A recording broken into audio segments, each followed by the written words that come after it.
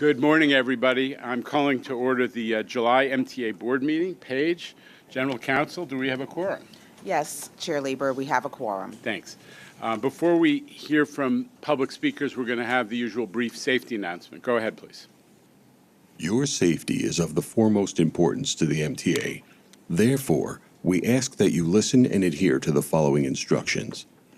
If you witness an emergency, notify emergency personnel in the room and call 911 immediately. Please follow any audible instructions provided through the public address system or visually on screens in the event of an emergency. If an alarm sounds, wait for a public address announcement and follow instructions. If told to go to another floor or to evacuate the building, leave all unessential items behind and use stairwell A just across the main hallway, or stairwell B down the hallway past the elevators. If you have a mobility disability or cannot self-evacuate, please proceed to stairwell D or E for assistance by MTA staff or emergency personnel. An automated external defibrillator, AED, for use by trained personnel is in the main hallway just past the elevators. If you need assistance during an evacuation, please tell an MTA staff member or emergency personnel. Thank you and have a safe day. Thank you. Just a procedural note. After we hear from public speakers, we're going to go into executive session to be briefed on and take action on the newly ratified TW Local 100 contract. So that'll be the first order of business, executive session. Then we'll come back to do our normal business. With that, Kate, can we hear from the public speakers?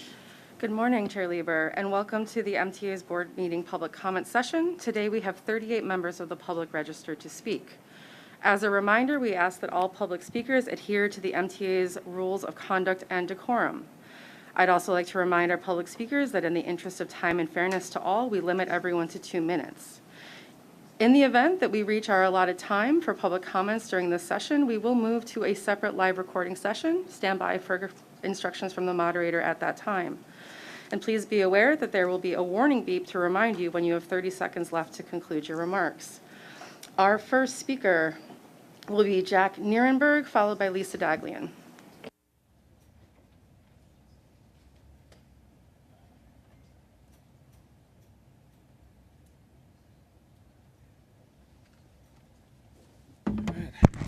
Good morning, everyone. I'm Jacknierenberg, Vice President of Passengers United, and I want to make one thing abundantly clear. Anyone who mentions the word equity or says they're in support of equity and then says they're supporting congestion pricing is either completely oblivious to the definition of equity or is deliberately gaslighting the public. And why is it that the Traffic Mobility Review Board, even though their meeting is going to be streamed live, is not having a public comment session? That goes against any equitable practice, and that is wrong. And speaking of another really important topic today, the fare increases. Today that's going to be voted on. What's also going to be voted on is the elimination of Atlantic Ticket, which, as we've been mentioning over and over again, is a lifeline to these communities in Brooklyn and Southeast Queens. And they've had this for probably long enough so that we can't call it a pilot anymore. And we already want congestion pricing, and the public was promised that with congestion pricing, we would be getting adequate alternative incentives to take public transportation. But that's being taken away from us now. By voting to eliminate Atlantic Ticket, that would be disgraceful, it would be a stain on this agency, and it would be illegal. It would be a Title VI violation. You all don't want that. I don't like talking about this, but it has to be said. It would be absolutely wrong to eliminate these discounts that these disadvantaged communities rely on. It is an absolute problem, so please help us out. Don't harm us. Vote no on the proposal. Thank you. Thank you. Our next speaker is Lise Daglian, who will be followed by Kara Girl. Hi, good morning. I'm Lise Daglian, Executive Director of the Permanent Citizens Advisory Committee to the MTA PCAC. I was never so happy to see a bunch of zeros as I was at Finance on Monday. Who knew an MTA balance sheet could be so beautiful?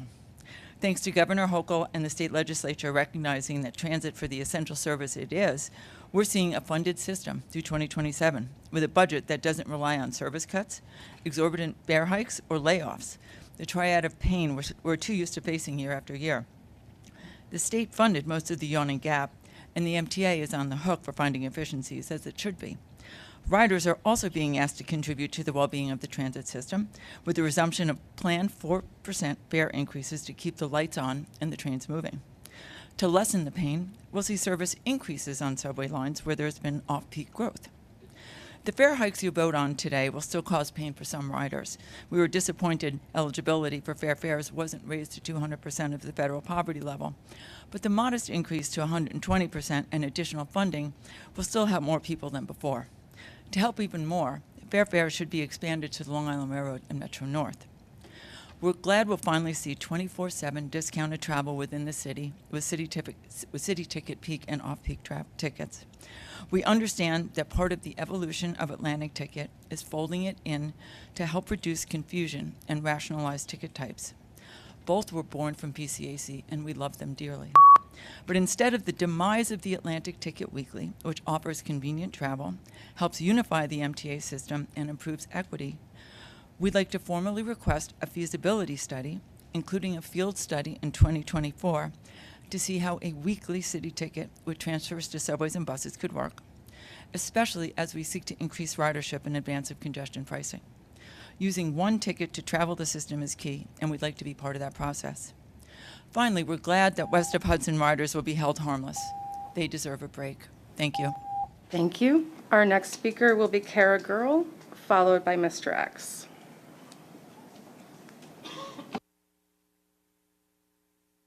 Advocacy Manager at the Permanent Citizens Advisory Committee to the MTA, PCAC. Today is yet another big day for congestion pricing, with the first meeting of the TMRB. It's fitting that on this day in 1967, the first subway air conditioners were installed on the F. Think of what we could do with congestion pricing. With the major federal hurdles out of the way, now come the important decisions of prices, exemptions, credits, and more. We urge the TMRB to move forward with few exemptions, which will help lower the toll for everyone else. Together with the Congestion Pricing Now Coalition, we'd also like to see a per-ride surcharge paid for by riders on for-hire vehicle trips like Ubers and Lyfts instead of a once-per-day toll. This will do more to help decrease congestion and raise funding for transit. This should not, however, apply to taxis, whose drivers have suffered financially in recent years. Buses used for transit should certainly be exempt, as they help achieve one of the main goals of congestion pricing, reducing traffic by getting drivers out of cars. Transit improvements around the city will help, so New Yorkers can see that transit is their best way to get around. That means bus improvements like an offset bus lane on Fordham Road, made possible with continued partnership between the city and the MTA. Off-peak service improvements are already helping, and we can't wait to see more. Transparency is also key, with improvements to open data so that naysayers can see details on how congestion pricing money is spent. We're thankful that the MTA has made great progress on publicizing its data in more understandable formats following Senator Comrie and Assemblymember Carroll's MTA open data law. After working out the who, what, where, and when, New Yorkers will soon see the why of congestion pricing: cleaner air, faster buses and emergency vehicles, better transit, and less traffic.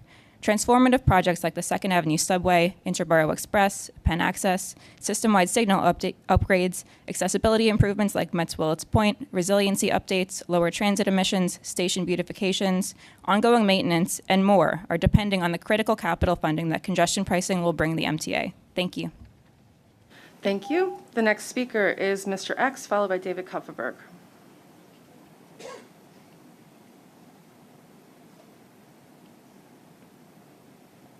As I stated before, if you have to increase the NYCTA base fare, you should increase it to $305 later this year, then increase it to $290 later this year, then 3 or 5 years from now.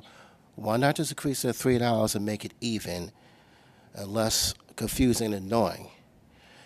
As I stated before, the volunteers, aka board members, just say no to fare and toll increase. Over the years, they said yes. What they said was, we, not they, should pay more.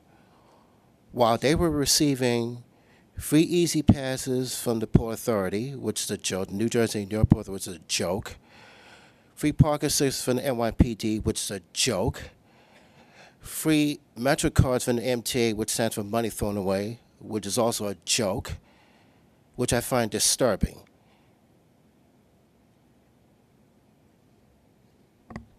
They should say no. If they're brave enough to say yes, then they're brave enough to get smacked. It's that simple. And something else they should know. They really, at this point, they really should say no, especially after what happened to Peter Calico years ago. Over the years, we had bad service. We paid more for less service. They say we should pay more for less service. That's basically what they said. No, you can't have it both ways. But you can go both ways. That's another story. You want to go both ways? That's fine with me. You want to dance like a rockhead? That's fine with me. I'm too big to dance like a rockhead. My waist size is 44. When I buy dress pants, I have to buy 3 sizes, 44 by 30, 46 by 30, and 48 by 30. I always check the labels. I don't know if you check the labels when you buy dress pants for yourselves. I check the labels. So you need to say no to fair and toll increases once and for all. Okay, and stop behaving as if the world evolves around you. Because that's what you're doing. You think the world evolves around you. That's not, no, it doesn't work that way. The world doesn't evolve around you. And whether you're still receiving free parking stickers, Metro cards, and Easy Pass remains a mystery. You were one time. There's no excuse for that. Thank you. The next speaker will be David Copperberg, followed by Christopher Greif. My name is David Copperberg, Vice President of Bus Advocacy, Passengers United. According to U.S. Rep. Nicole Malliotakis, she voted in favor of the federal COVID-19 funds for the MTA because Governor Kathy Hochul said to Ms. Malliotakis that fare increases for 2023 and 2024 were, quote, off the table, unquote. It is my sincere hope that Governor Hochul did not lie to Rep. Malliotakis, because if Governor Hochul did lie, she has a lot of explaining to do. If NYCT President Richard Daley wants to significantly increase customer satisfaction, he should also have the goal to significantly decrease passenger travel time. As the MTA has decided to take a multi-pronged approach to address fare evasion, the MTA should also take a multi-pronged approach to address bus bunching. Nowhere in the financial plan does the MTA mention how they would address bus bunching, except to mention the bus network redesigns and the installation of cameras on buses. Based on my experience of currently living near the M42, bus field dispatches make the buses faster and more reliable. It would probably require to increase the headcount of bus field dispatchers tenfold, from 40 to 400.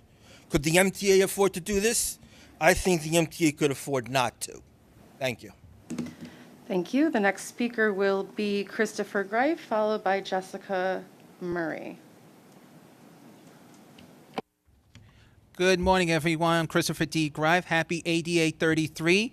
I did put my testimony in today for the first, maybe just saying what, first time. Since we're supposed to meet next week, which we're supposed to, July 26, 1990 is the American Disability Act was signed in to the in law for people with disability. Since for 33 years, we've been advocating and trying to make sure that trains, buses, Access-a-Ride, and much more to be truly, fully accessible. The American Disability Act is not just a law, we need to follow that law and continue advocating for everyone from seniors to people with disabilities. And the category also for congestion price needs to be mentioned about people with disabilities who are here today as well. And we need to make sure that seniors and people with disabilities who don't, not just using Access-a-Ride, but do have agencies that have those private vans that are transporting them to clinics, day have programs, or maybe they want to go to the museum, but they have to use special vehicles. We need to make that very clear. And regarding the fare, if it ever changes, and I say the word if, we need to make sure that the reduced fare prices are shown, because people in low income need to adjust their budgets, from Medicaid to Social Security to food stamps. Please, let's always remember this. In the past, we have mentioned this, but again, I'm going to say this again. Please make sure. Happy ADA 33 Disability Pride Month. Thank you, everyone. Our next speaker will be Jessica Murray, followed by Portia Wilson.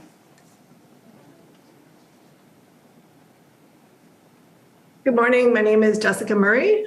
I'm the chair of the Advisory Committee on Transit Accessibility for your agency.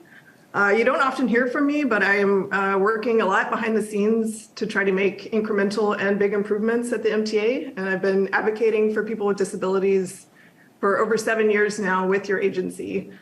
I was there in person a couple of months ago, and even though I was one of the first people to sign up to speak, I wasn't allowed to speak. So I hope that you will review your processes for public speakers and have a fair and transparent process so that you can hear from people like me who do the right thing, show up early, show up on time, and still don't get to speak. Another issue that I want to bring up is the paratransit on-demand service changes. Since I joined this committee 4 years ago, I have insisted that it not be a committee just for the sake of having a committee that you can point to and say, look at our disability committee. And I pushed really hard to be informed of consequential decisions before they're made so that we can give our input before the decisions are made. We still haven't gotten there after 4 years.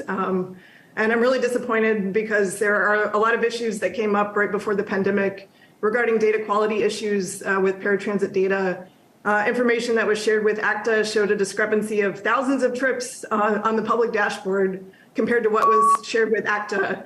And I was told that these were emergency pickup trips that were, just categorized under e-hail. We never really got any follow-up on that. Further, if people are spending $98,000 a year on paratransit, that means they're spending around $270 a day. That means they would be in a taxi for 5 hours a day, all day, every single day. If that doesn't sound like fraud to you, I don't know what does. And members have tried to tell you that people were using it fraudulently, and nobody listened. Thank you. Thank you. The next speaker will be Portia Wilson. The next speaker will be Portia Wilson, followed by Deborah Greif.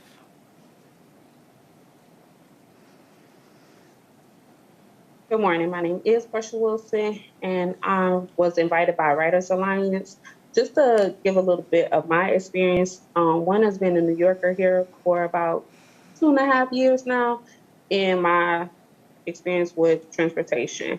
I do drive, and I do also take public transportation, and I just feel I don't mind paying for bus service. However, the problem is I do not want to pay $2.90 as a working class single mother who will also have to pay for her child to ride public transportation. But I don't want to pay this kind of money for this kind of service that I'm receiving on these buses.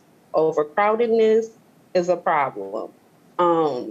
Some of the violence is scary to have, especially when you have a child traveling alone, going to and from school.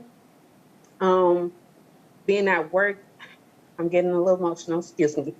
Being at work and having that anxiety of your child traveling on public transportation, but this price that you're paying out of your pocket, out of my pocket that I work so hard for, it's just unfair. New York, I am realizing it's just an unfair place to live, to be in, to work hard and still have to deal with these kind of things. It's just unjust and unfair, and that's just my experience. Thank you. Thank you. The next speaker will be Deborah Greif, followed by Victor Diaz Rodriguez.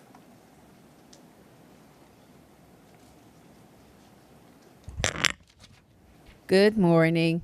As a good mother, you know I'm going to hold up his sign. But yes, I am happy to celebrate 8833. My late mother, Bernie's Greif, was disabled. We were doing accessibility way before it was thought of in official ways. Well, I want to say that I love the Atlantic ticket. What I would love you to do is, and I agree with PCAC, combine them, test it, because honestly, we have a lot of people who work at in the OP, Office of Persons with Disabilities. These are respite workers. Some have to go to take care of individuals in different parts of Queens where there's not too much transportation, and then get back to Brooklyn or to even into Manhattan. We also have that in the other boroughs, and I would love to see that. Congestion pricing, well, I'm going to say this. I am in favor of it because I was in Accessorite this morning. My driver picked us up on time. We had to bring the other person to their spot. No problem. But it took us more than 25 minutes to get from the Battery Tunnel. I'm talking about after we left it, just to get over here to 2 Broadway, because every car was in our way. So, yes, I want to see less cars. But I do would ask, please work with the OPWDD agencies. I chair a committee in Brooklyn. I represent in Albany. Please, because we have, as my son said, we do have agencies that have vans that do bring individuals to their day hab. Some of them have to go to work programs, and we need to make sure that the same van will not be paying 4 or 5 times because they have to bring people to different boroughs. So thank you very much. Thank you. The next speaker will be Victor Diaz Rodriguez, followed by Michael Ring.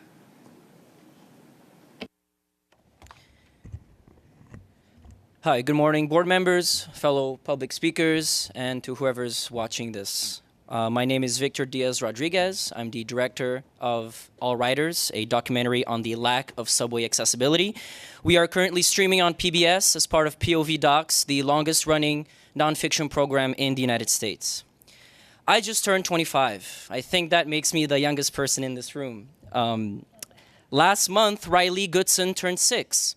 Her mom, Malaysia Goodson, did not make it past 22. Malaysia died because she fell down subway stairs as she hauled her baby stroller down a flight of stairs. The MTA and the state government in Albany cannot keep fighting the pending maintenance lawsuit for accessibility. Governor Hochul, this is a you decision. It's up to you. As the first female governor of this great state, you are a history maker in your own right. So be a history maker. Do the right thing. Stand on the right side of history. In 1986, Mario Cuomo did the right thing when he made the MTA settle with EPVA. You want what's best for New York, Governor. I know you do. But it's not just New Yorkers. New York is home to the United Nations, for example. A few weeks ago, I met with compatriot Brazilian Senator Mara Gabrilli. Ms. Gabrilli is the first ever disabled person elected to the Brazilian Congress. She participated in this year's meetings at the United Nations related to the conventions on the rights of persons with disabilities, a convention, I will note, the United States has not yet ratified. Governor Hochul, settling this lawsuit will impact millions, billions, not just now, but in the future. Like people from all across the world, like Senator Gabrilli. So do the right thing. Accessibility is about all of us. The ADA is not a suggestion. It's not maybe later, it's the law. So please settle this case. Thank you very much. Thank you. The next speaker will be Michael Ring, followed by Yolanda Eileen. Hi, my name is Michael Ring. A visual description would be that I'm a 60-year-old white guy holding a sign that says elevators are for everybody. I've been here a few times, and I'm going to get a little personal now. My disability is acquired. That means that 10 years ago, I was not a person with a disability. 9 years ago, I got really sick, and I used a wheelchair for about a year. I had a power wheelchair. People tell me that I'm a brave person because of what I went through, but I never took the subway with my wheelchair.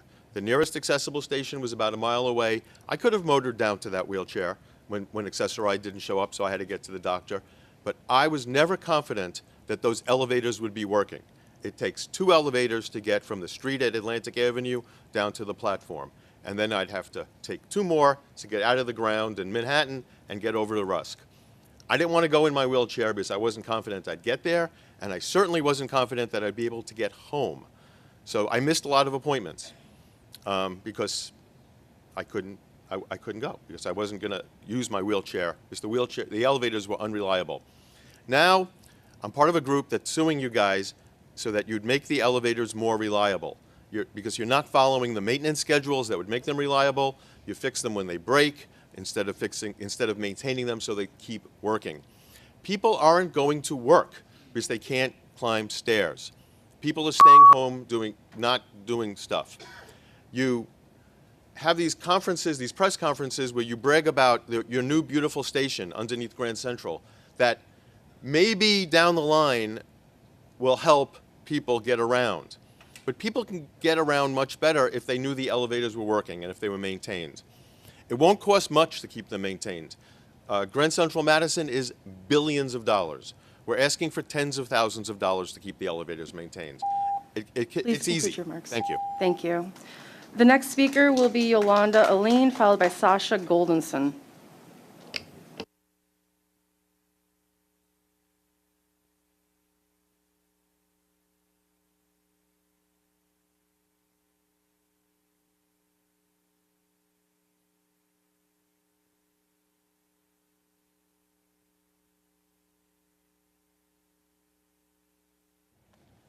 Good morning. Mr. Jano, I saw you on last month running to catch the subway when you were leaving here. I don't have that luxury to run to the subway and leave my house whenever I feel like. Stressor ride users don't have that luxury. None of you guys on this board have the same luxury that I have, and you call it premium service. Governor Hochul was here in May, and she said, we want to keep the fare down. But e-hail users, my thing from getting from Brooklyn to Manhattan, I'll be spending $80 on a round trip.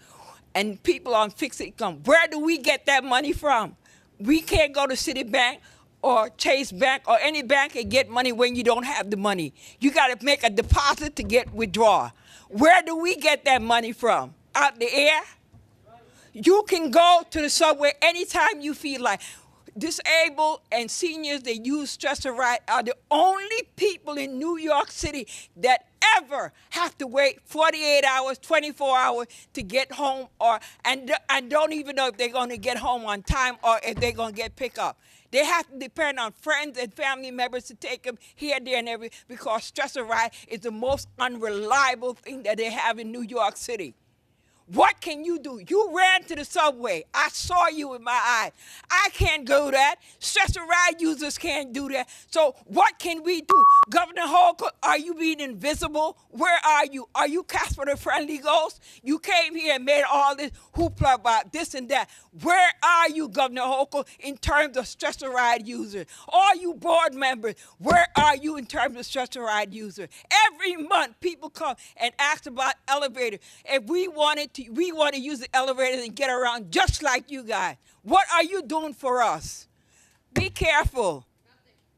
Absolutely nothing. All of y'all seem like y'all being useless. Please conclude your remarks. Thank you. The next speaker is Sasha Goldenson, followed by Jolise Reyes.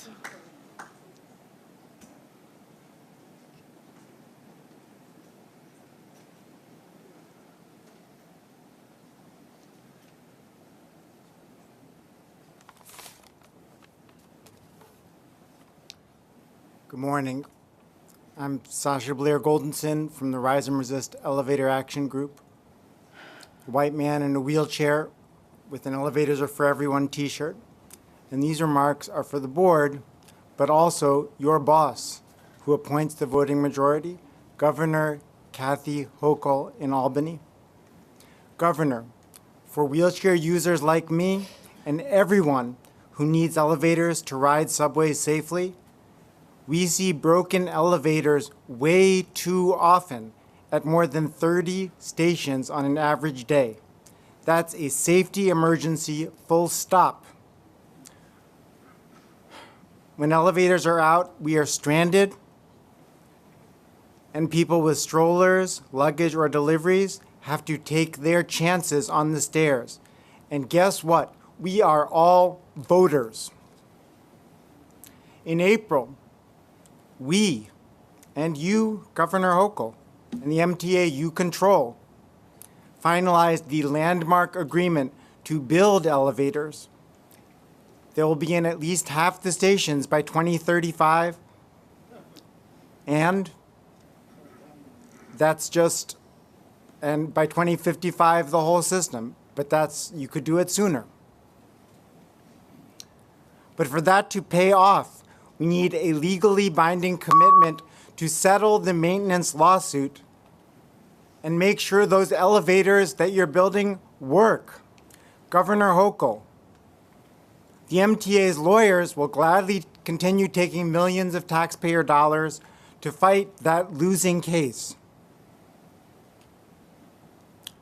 But you can settle it sooner. Step up for us. Be a good steward of our money, of this system, and New York's sustainable, Please conclude your accessible, remarks. reliable future.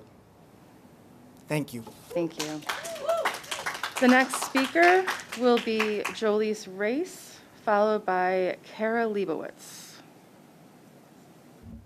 Hello, everyone. My name is Jolise Race. I'm a senior organizer at Riders Alliance. We are a grassroots organization that fights for more reliable, affordable, and accessible public transportation in New York City. And I am here today to demand that the mayor move forward immediately with offset lanes and continue working on a busway on Fordham Road. DOT proposed a busway project aimed to significantly speed up bus commutes for 85,000 daily riders, working class riders. This project has data showing support from riders, businesses, and even drivers who know that the space on the streets don't only belong to them. Despite this support, a letter signed by 7 wealthy leaders of cultural institutions in Fordham, 6 of whom do not even live in New York City, caused the project to be scaled back. Why? Why is the time of over 85,000 bus riders not valuable? And why should riders continuously be stuck with arduous commutes when a solution is available and the city has the resources to do it? Fordham bus improvements were at the top of the list of the mayor's and the MTA's first Transit Improvement Summit, and they were at the top of the list for the 2022 Streets Plan. Mayor Adams and Chair Lieber know a busway on Fordham needs to happen, and the mayor cannot let these vital improvements for riders slip away because of few powerful outsiders and local officials. The truth is that bus riders are the people keeping the city moving. They are rushing to get to work, class, pick their kids up from school, using the bus to get to the same place people using their cars are going, but they are put last on our city streets. New York City has the slowest bus network despite the highest ridership in the country, and if the Fordham project folds, then what's next for bus riders everywhere in New York City? We had 2 members earlier testify about Bronx buses being not okay.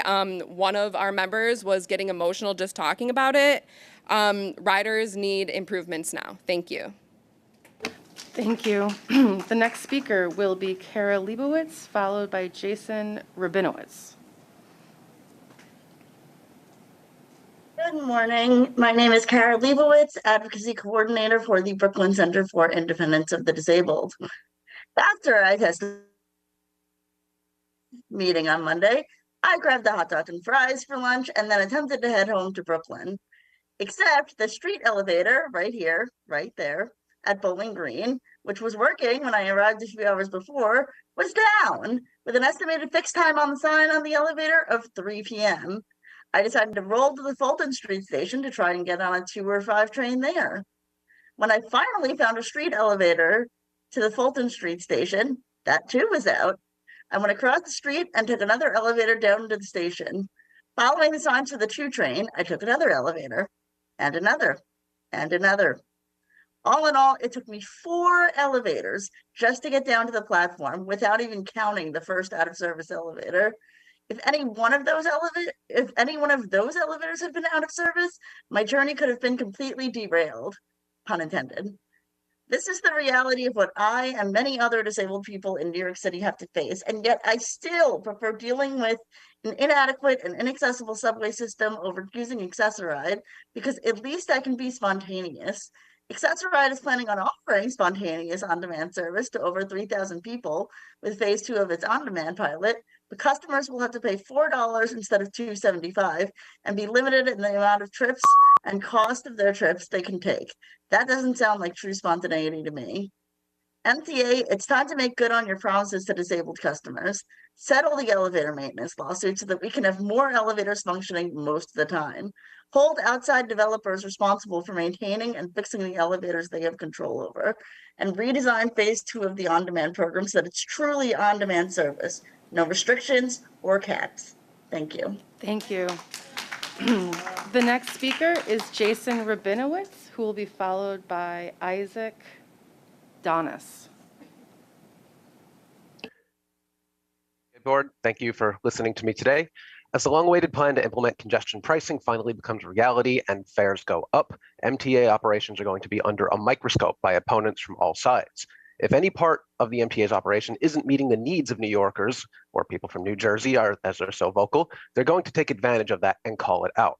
I'm here today as a transit advocate to shed light on our city's problematic bus service before transit opponents do. Our bus service is troubled, and this impacts the most vulnerable of transit riders. Bus service is often slow, overcrowded, and service bunched, leading to much longer waits than is necessary, but it's not always due to blocked bus lanes or external traffic.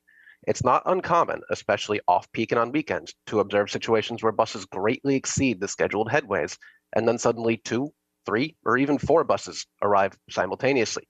The first bus will be crush-loaded, and then the following buses will be empty. Those buses represent wasted human and fleet resources, and it's generally just a really bad look. This occurs even when there's no traffic to speak of on a Sunday morning, and it is a result purely of poor operations and poor oversight. What could have been a schedule with buses arriving every 5 minutes now becomes a bus coming every 20 minutes, and then 3 buses come with a 0-minute wait, followed by another wait of 20 minutes. I've noticed this specifically on the B38 route all weekend long, every weekend. All buses provide real-time location data to the MTA and the public, and most even provide loading information.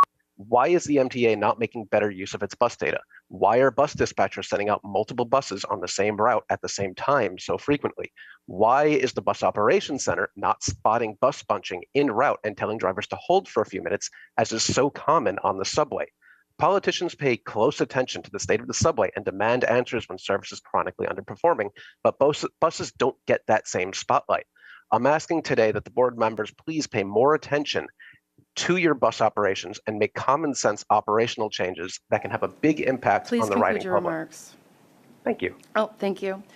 The next speaker will be Isaac Donis, followed by Howard Brinbaum. Hey, morning. Morning. I'm Isaac. I'm an organizer of Transit Techies. We're a very informal group of technologists who are interested in increasing the number of mobility options for New Yorkers. I wanted to voice some support for the MTA's open data efforts over the past years, particularly the recently added data sets on hourly ridership that was posted to the New York City Open Data Portal. Grateful for that. Open data and transparency is, as you know, very important. It's something that this committee loudly speaks about. Please keep it up. It empowers developers or software developers to create digital tools that are useful and makes information accessible to the broader public. Open data requires that teams be appropriately staffed. However, software breaks down, data becomes inaccurate. There's one singular data scientist in the entire MTA who's responsible for managing the New York City Open Data Program. That is setting up your open data program for failure. That's not a staffing structure that best serves your data transparency policy. That's it. Thank you. Thank you. The next speaker is Howard Birnbaum, who will be followed by Charlton DeSouza. Good morning, everyone. I'm here today for you to vote no on the fare hikes and also on the tolls and bridges and the section pricing that we're going to vote on today.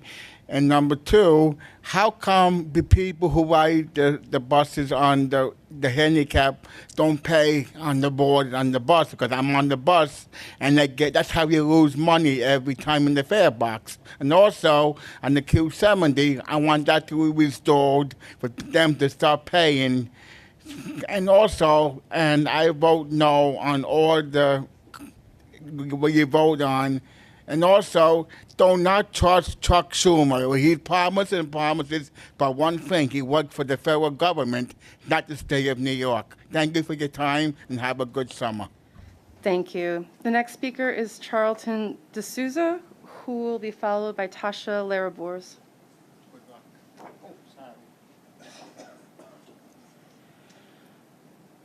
Good morning, everyone. My name is Charlton DeSouza. I'm the president of Passengers United. How can the MTA do this to Southeast Queens and get rid of the Atlantic Ticket Weekly and not replace it and extend it to Grand Central and Penn Station?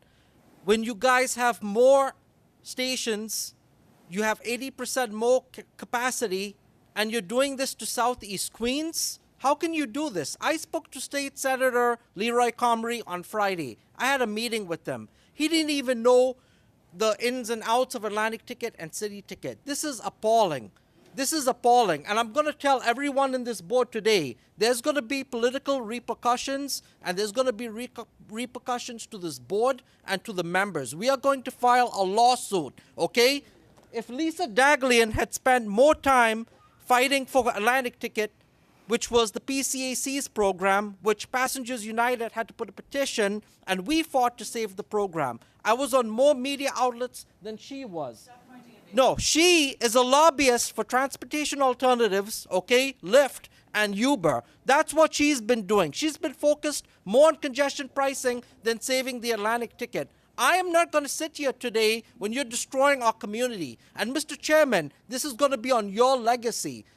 This is going to be on your watch. Please, you guys can do the right thing today, and you can extend the Atlantic Ticket weekly to Grand Central and Penn Station for $60. It can be done. You both, especially the city board members, y'all need to vote for this, okay? Because I spoke to Mayor Eric Adams' office. Please don't let the city tell you otherwise. And like I said, I might end up running for Leroy Comrie's seat because of this now. There's going to be political repercussions because the middle class is getting hurt. You guys want to implement congestion pricing? How dare you guys do this to us? Please what are we conclude your getting? remarks. Nothing out of congestion pricing. Nothing. Conclude your remarks. Uber and Lyft is going to have a monopoly on the system. Thank you. I'm sick of this.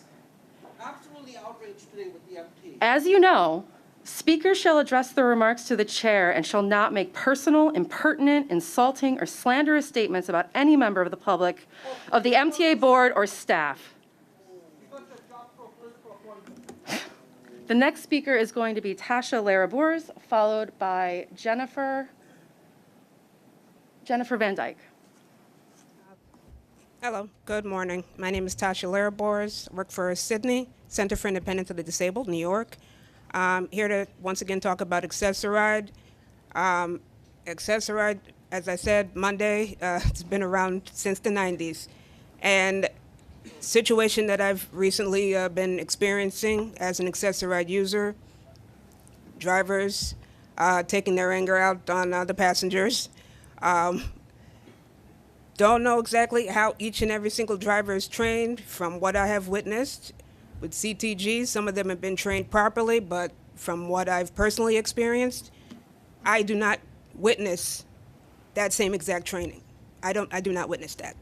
So that's one thing that I would definitely appreciate if that would be handled. As was already mentioned by a colleague of mine in regards to the on-demand Phase 2 plan, as I stated before, we disagree with it. And you got to think about the affordability, $4, and the rationing is not fair for those that work, go to the doctor, have a social life. Limiting the number of rides per month, that is not fair to consumers. That would not work for anyone here. So that's something I definitely would appreciate if you would take that into consideration. Thank you. Thank you. Our next speaker will be Jennifer Van Dyke, followed by Constance Lessard. My name is Jennifer Van Dyke. I'm with the Elevator Action Group. And we are excited to welcome J.R. Rizzo to the board and look forward to working together. Now, this public comment section is set up in such a way that only allows for one-way conversation. We talk and we hope that you listen. We would love to have a more constructive dialogue about disability rights and accessibility. Would you like to meet with us, Mr. Rizzo? Or any board members? The Elevator Action Group is easy to find at riseandresist.org. Now, one of our main concerns is elevator maintenance. We're thrilled that more elevators are being built, but if they are not maintained, they are useless. I mean, it's almost like a headline in the satirical publication The Onion. You know, MTA agrees to build new elevators but refuses to maintain them. I mean, I wish it was a joke. Why would you settle the case that increases accessibility to 95% by 2055 but still fight the elevator maintenance case? And there is another lawsuit filed in October 2022 demanding that the MTA remedy the excessive gaps between subways and platforms. Now, this is a safety issue and an accessibility issue. Why don't you get out of court, save the legal fees, and get to work fixing the subway? Now, think of the PR bonanza if you settled both of these lawsuits. You have the opportunity to do the right thing. I mean, take care of transit riders, offer a service that provides truly public transportation. I mean, that means it's for everyone. And as it is, you continue to shut out a protected group of people. In defiance of the ADA, in defiance of public safety, in defiance of civil rights, and in defiance of fairness. You promote yourselves as being inclusive, but you are anything but. Every day, thousands of riders are excluded from using the subway because there is no way in and there is no way out. Elevators are for everyone. Thank you for your time. Thank you. Our next speaker will be Constance Lessard, followed by Jason Anthony.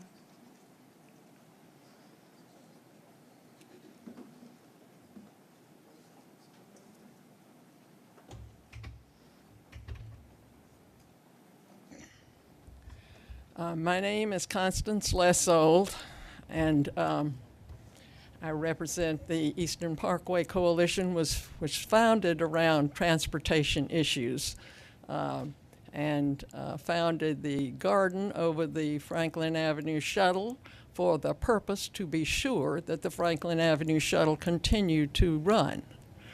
That garden is existing to this day. Little things mean a lot. And transportation issues are social issues. They're not just technological issues or transportation issues or what, they are social issues. And you need to know where your trains and buses are going and how they serve the city in a social way. We need that B-71 bus back. Park Slope and Gowanus and so forth to the water are very different from Crown Heights, and we need that bus to go all the way down to Weeksville and come back for all kinds of reasons, not the least of which are racial. We have problems in this city, and we don't like to talk about it over race. And these neighborhoods need to be able to connect, and little things mean a lot, and what I need to say is that we need to have Franklin and Fulton, where some of the greatest art in this city is located. Eric Pryor did the artwork there, and there is graffiti over it, which has been there for years, and I have been complaining with others, and if you guys don't do something, we're going to have a press conference down there to get that graffiti down. We cannot have leading black artists have their work disrespected and made invisible. We cannot have that in the center of a once great black neighborhood that is still this so. Thank you. Thank you. The next speaker will be Jason Anthony, followed by Miriam Fisher. Good morning, everyone. Jason Anthony here from the JFK Performance Center in Staten Island. Yet again, dealing with people not paying the fare on the S40 and S90 this morning coming to work. I hope that those that are in the room from a certain organization that I'm not going to name them, please come to Staten Island. It is very urgent. And of course, I'm going to support the fare and toll increase. It is way better than the ones proposed and approved by the Port Authority earlier this year. That was 8% with little to no public input. And they approved it due to inflation. And they're doing it yearly, not biannually, like we're doing it over here at the MTA. So keep it in mind. And I would love to say to Jano, I'm seeing a lot of people that work here at Amazon and the other 3 buildings over here in Staten Island not paying their fare. I would love to see the Eagle team here in Staten Island to crack down the fare evasion, because that's the #1 contributing factor that the fares are going up. So that's all I have to say for this month. I'll see you guys next on September at 2 Broadway. Thank you. The next speaker will be Miriam Fisher, followed by Jean Ryan. Good morning. Can you hear me? Can you hear me? Yes, please go ahead. Okay. My internet is quirky and I often get bumped off, but I'll come back if I do. I'm here to affirm the testimony of many of my colleagues, disability advocates, and welcome the new board member, Dr. Rizzo, who can bring his training and personal experience to aid transportation needs of visually impaired riders, expanding the focus for the wide range of varying disability needs. The elevator. 34 of elevators are out at any given time. 33 escalators from the report by Majority Leader Keith Powers and Council Member Sanchez from the pamphlet Out of Order from 2022, higher than the 25 elevators reporting. We're asking to settle the lawsuit on elevator maintenance. A broken elevator is no elevator. Announcements in real time of elevator outages on trains and platforms, and utilize the new program of staff previously confined to the booths who will now be circulating and can relay announcements to the speakers. Develop clear guidelines for them to help stranded riders dependent on elevators. There are no announcements on trains of elevator outage, but other kinds of announcements of elevators on platforms, which we welcome. And whether the train is switching from local to express and so on. Other things often not mentioned, benches. Removal of benches in many subways, often in stations where homeless congregate. Benches are needed by people with disabilities, seniors, bad backs, knees, pregnant women. Benches Please are not conclude your helpful. remarks. And bathrooms, Thank 78. you. The next speaker will be Cassie Refusio. Oh, excuse me. The next speaker will be Jean Ryan, followed by Cassie Refusio.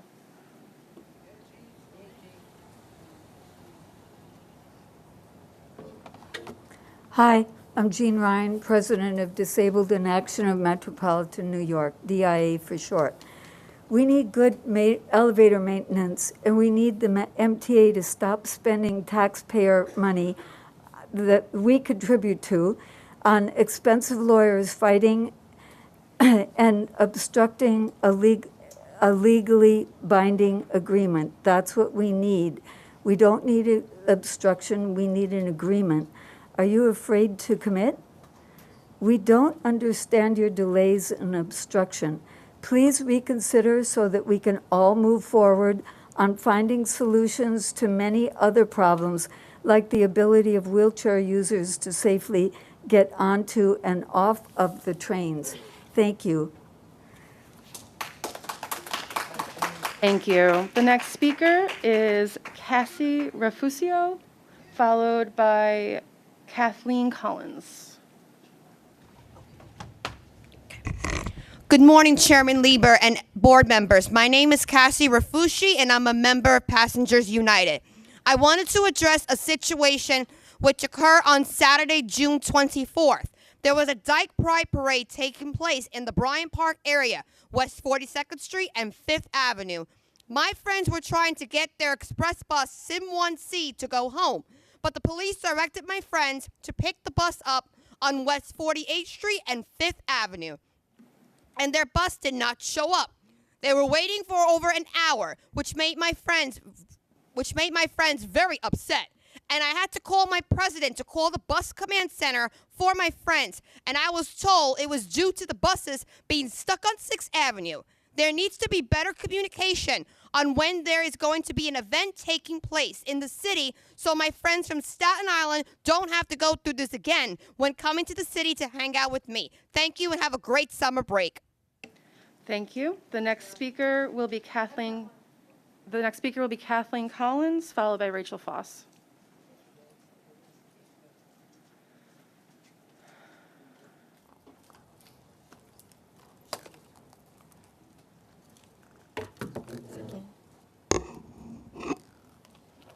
Good morning, ladies and gentlemen. My name is Kathleen Collins, and I'm on the board of Disabled in Action, a member of Downstate New York ADAPT, and a member of the Greater New York Council of the Blind. And I found it quite interesting what we just heard, the testimony of Cassie, and how irate she was about an hour wait. An hour, wow. That would be nice in many cases. I've waited an hour and a half or more for rides. We're on an access ride on many occasions. I've had it when, at the time of my pickup time, they've told me that, do I need a car? After I made my reservation the day before. I am not on the demand program. And I found it insulting last time I was here when someone said, well, you know, all the advocates are on the demand program. I never requested to be on the demand program. I wanted to feel and see what all my other members feel and see. And also, now I have something good to report in that my past 6 rides, these past 2.5 days, 3 of the rides, I've got a seatbelt and a shoulder belt. I was ecstatic, so much so that I had the first 2 guys take a picture of me with the seatbelt and shoulder belt on before I left. And Jerry today, who picked me up, I didn't ask him to do that, but he put a seatbelt and a shoulder belt on me. And I just wish all my rides were like that, because it's scary for me every time I get into an accessorized vehicle. And it's scary that I won't get an accessorized vehicle. And it's not too bad in the summer. I can sit out in the sun. But in the winter, I can't sit. Even in here, it's cold for me. And to be out there and them telling me that there's no ride, I don't take rides unless I know in the place that I'm staying that it's safe, because I may not get that ride. Thank you. Thank you. The next speaker will be Rachel Foss.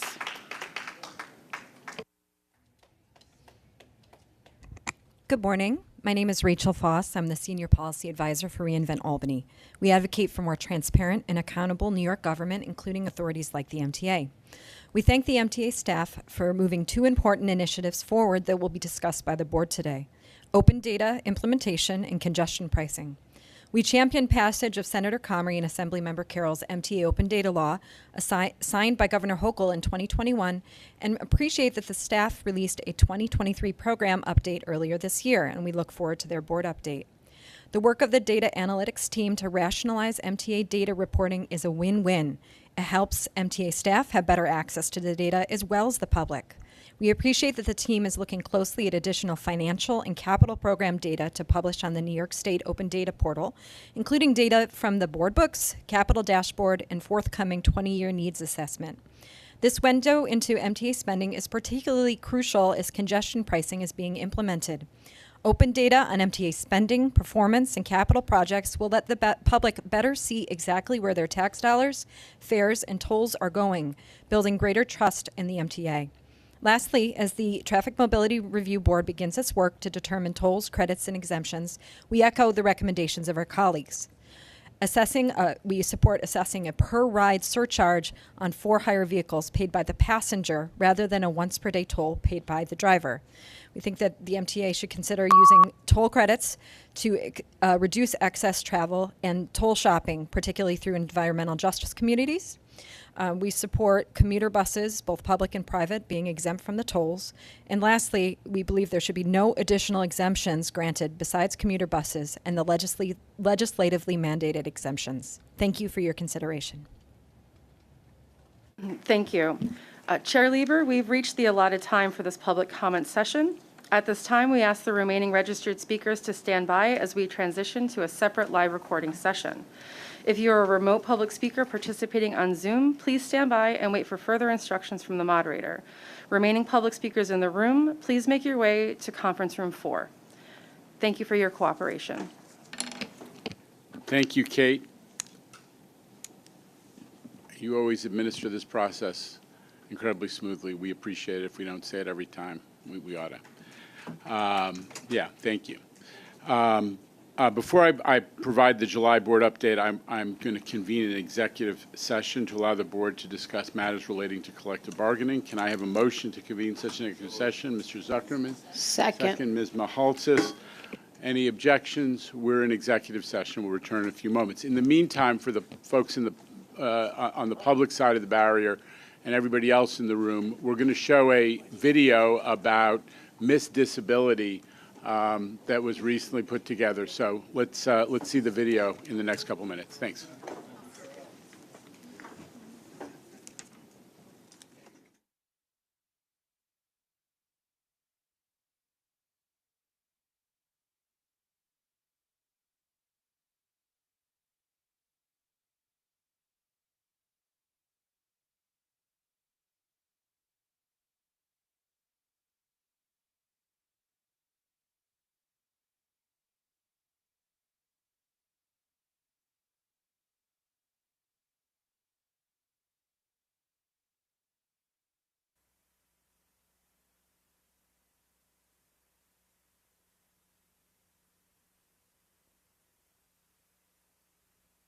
And travel educator, I just want to give a shout out to all the staff at MTA that came out today to meet me to address my concerns for the signage as well as announcements. So Demetrius, Jamel, Miriam, Rachel, Sheila, Chris G, thank you so much for coming out and really taking the time out to see my concern and hear my concerns and really make a serious attempt to address signage and announcements. I will continue to say how important travel training is here in this large metropolitan city. It's very much a part of our independence as New Yorkers with disabilities. Yes, we should always be expanding paratransit, but learning how to navigate the MTA system safely is really important. So again, thank you for the team for coming out, meeting me today, and attempting to address my concerns about signage, announcements, and safety. I will see you guys again soon. Bye.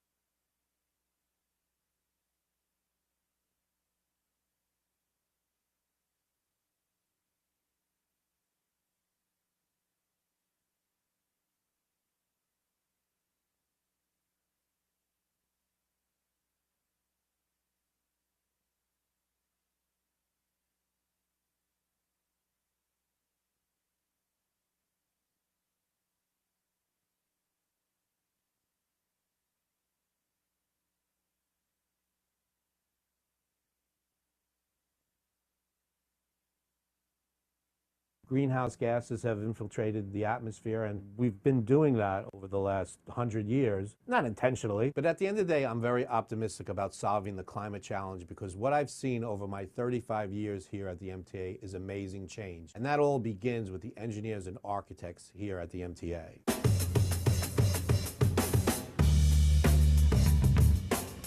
I started here in 1987 as an assistant environmental engineer, and I worked my way up to chief environmental engineer. So I've always been in the environmental compliance section. Now I was actually being proactive, collecting rainwater to prevent flooding, making sure we have recycled materials, making sure our construction and demolition debris is recycled as opposed to just landfilled. My signature project here in the MTA was the Mother Clara Hale Bus Depot. The building includes a green roof, which is a vegetated roof which absorbs rainwater, absorbs carbon dioxide, adds an extra layer of insulation to the roof, and also absorbs floating particles in the atmosphere. There's also a rooftop rainwater collection system which drains into a 50,000-gallon tank, and we use that rainwater to wash the buses. But we also use the wash water and we recycle it. We filter it and then we keep using it again and again. The building is gold certified from the United States Green Building Council, and people still come to the depot to tour it now more than 8 years after its completion.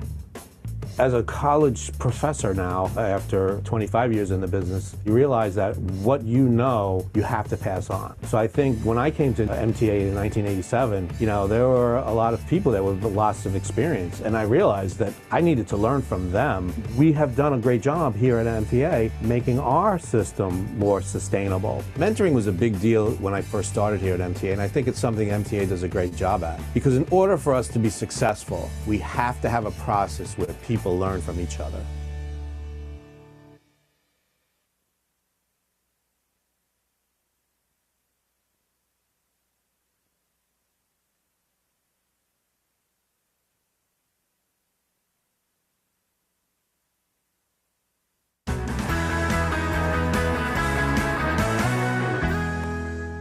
What does the mobile wash team do?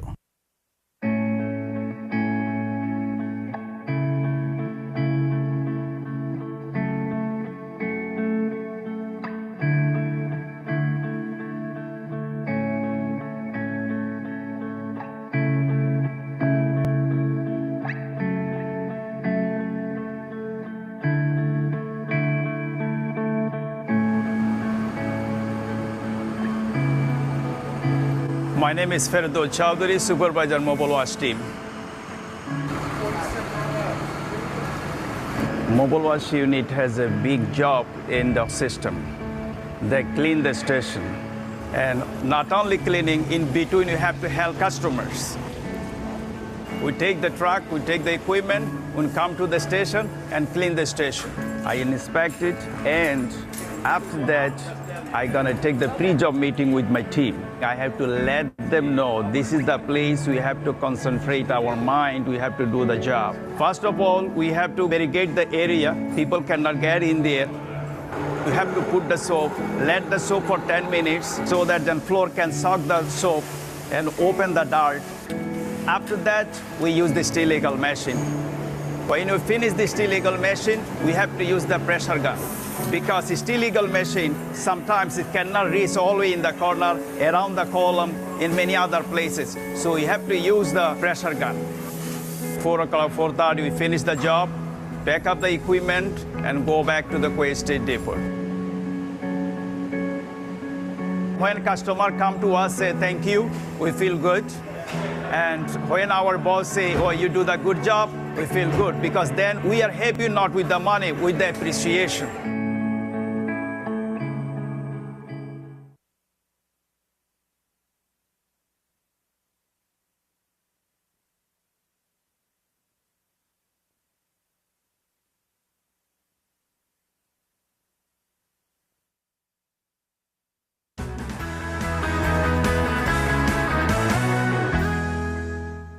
What does a welder do?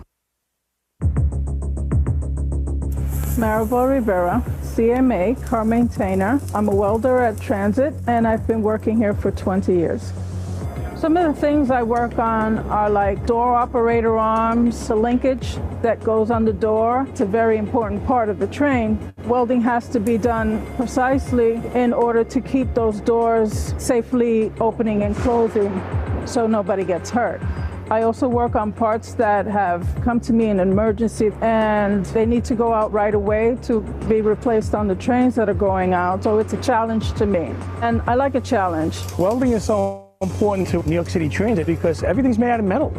There are certain parts that have wear on them that we have to refurbish. We can't just buy new parts because no one makes them. So we fabricate many parts, and there's always repairs to be made, and we need experienced high-end welders that can do any kind of welding. I have to create a safe product, a solid weld with no contaminations or impurities, where that weld will stand vibrations from the train and keep the ridership safe. It's pretty detailed work, and that's what I like about welding. I would say that the welders we have at New York City Transit are among the finest in the city. Our welders from this shop, 207 Street Overhaul Shop, they've cut trains out of tunnels. They were at the World Trade Center site working on the scrap heap. I go to bed at night knowing that we have the best that the city has to offer in a very difficult and a very important role. By presenting a good product, a safe product, I'm able to help transit keep trains moving and the ridership safe. It just makes me proud that I'm able to be an important part of transit.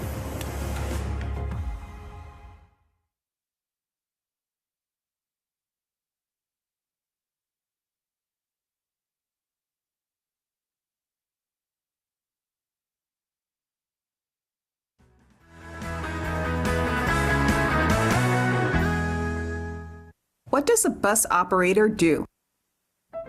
John Winicki, I'm a New York City bus operator, and I've been operating a bus for 26 years. I work out of the Michael J. Quill Depot in Manhattan, and I operate the M60 bus. As a young child, I used to ride the bus with my father. He was a bus operator at a Flushing depot. Just watching him driving the bus, it made me want to do the same thing. A bus operator's day starts out at the crew dispatcher's office. They either go out and see the yard dispatcher, get a bus, make sure the bus is fit and ready for service. They check a variety of things, and they'll then pull out and start their day. Or a bus operator may not have to pull out a bus, but may relieve a bus out on the road. I really enjoy driving the bus. There's a lot of responsibility, different challenges, definitely the heavy traffic, a lot of bicyclists, scooters, cars cutting you off. Could be a little crazy at times. Some of the challenges a bus operator faces on a day-to-day basis are heavy traffic conditions, and they have to be able to deal with different customer issues while driving this large vehicle in some really difficult conditions where they have to be very vigilant. The big part of the job is customer service, dealing with a lot of types of people. A lot of customers are grateful and they thank you, and makes you feel appreciated that you got them to and from their destination safe as possible. The role of a bus operator is probably one of the most maybe understated jobs of importance for New York City. The professionalism, the tough job that they do on a day-to-day basis is invaluable. Those bus operators keep New York City moving. A lot of times after a long, difficult day, you're like, thank God I made it and got everyone to where they're going safely, no problems, no incidents. Kind of makes you feel proud at the end of the day.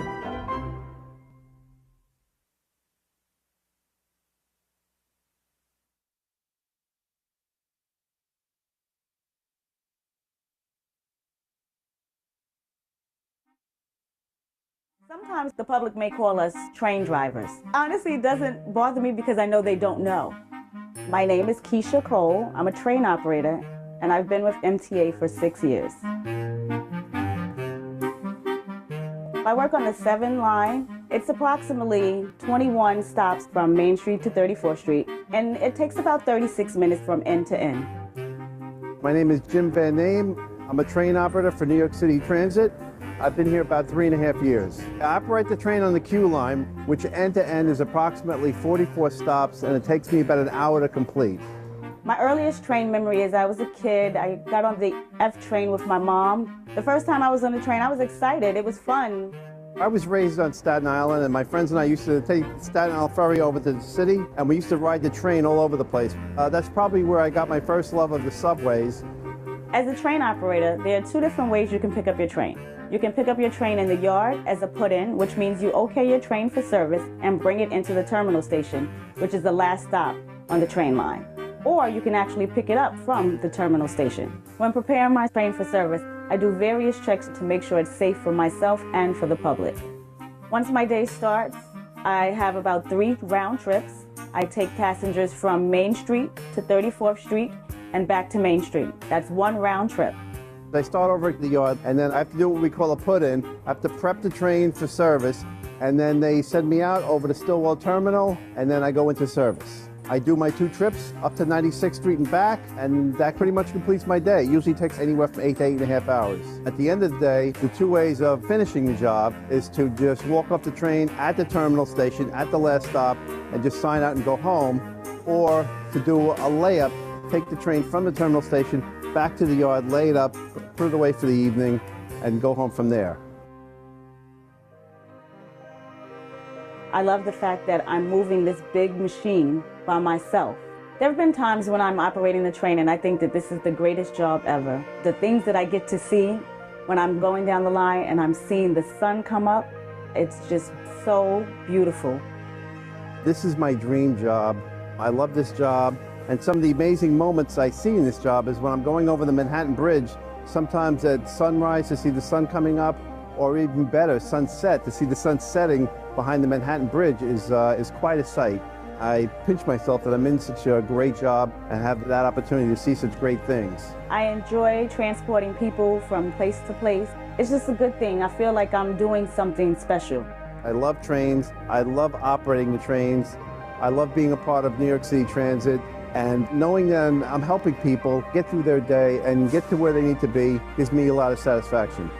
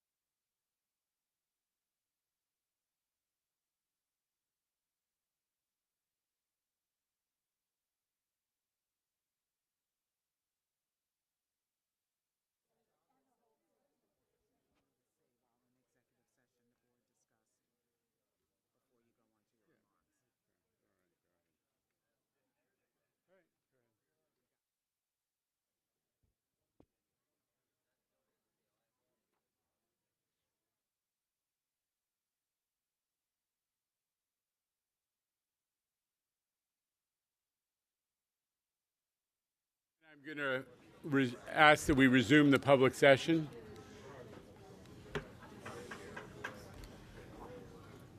I'll give everybody a chance to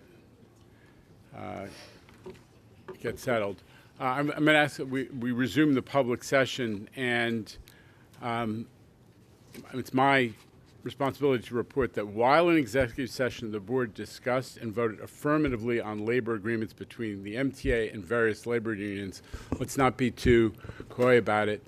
The MTA and the TW, because the TW Local 100 has ratified their agreement, we have an agreement with half of the MTA employees, and I am thrilled about it. And I know that we want to say to our employees who are affected by this, thank you. We're glad that we have a collective bargaining agreement. So thank you for that. I also have the great pleasure to welcome a new member of our board, Dr. J.R. Rizzo. Dr. Rizzo is an expert in many things. He's on the faculty of NYU Medical Center and the Tandon School of Engineering, and has real expertise in all the varieties of disability-related research and implementation. So we're thrilled that you have, with the approval of the New York State Senate, that you are now a member of our board. So welcome, Dr. Rizzo. This is in so many ways a significant meeting, but no more so than because of what we heard on Wednesday. The 5-year budget presented on Monday, what we heard on Monday from Kevin Willans, that 5-year budget is truly historic. What this board has done, and take a bow, what this board has done to ensure the MTA's fiscal stability, your core responsibility as fiduciaries, is an incredible accomplishment. Back in November, we enacted a budget that, I think we're working. Okay. Back in November, we enacted a budget with significant gaps and responsible assumptions about what we could expect from Albany with the participation of our partners in City Hall. The deal orchestrated by the governor proved that you were right. Can I get some screen? Did I change? Got it. Okay. Now we're looking at a fully balanced budget for the next 5 years, 5 zeros for the first time in a generation.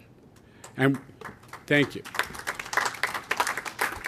And we were, let's not forget, we were able to do this at a time when the agency was facing the most difficult and steepest fiscal cliff in its history. In the dark days of the pandemic, an outcome this positive, 5 years of balanced budgets, would have been unimaginable. I think back to how my team down on the 8th floor of C&D mobilized back in the spring of 2020 to make sure that MTA got everything it could out of Washington, recognizing that the ridership fall-off brought on by COVID was an existential threat.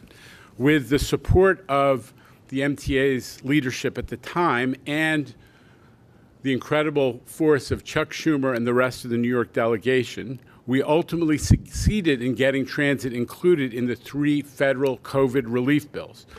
But with an $18 billion annual operating budget that was bleeding $200 million a week at that time, again, due to the fall off in ridership. Remember, we were down to 10% in the spring of 2020. We knew that the federal dollars would only protect us for so long, and it wasn't going to be enough to stop and to delay permanently the massive fiscal cliff that was coming at us. To slow this down, the board has, in the past year, teamed up with staff to responsibly reduce our multi-billion-dollar deficits by restructuring MTA debt. Thank you, Kevin. Thank you, Jay, for that very, very thoughtful and comprehensive approach, but also by implementing a plan to deliver $400 million of annual operating savings. That's what you heard about from Rich and Kathy on Monday. Still, we knew that preserving service didn't want to cut service, and we knew that preserving service and avoiding layoffs, huge fare hikes, and cannibalization of the capital program would require action by Albany, by political authorities, and a long-term financial solution.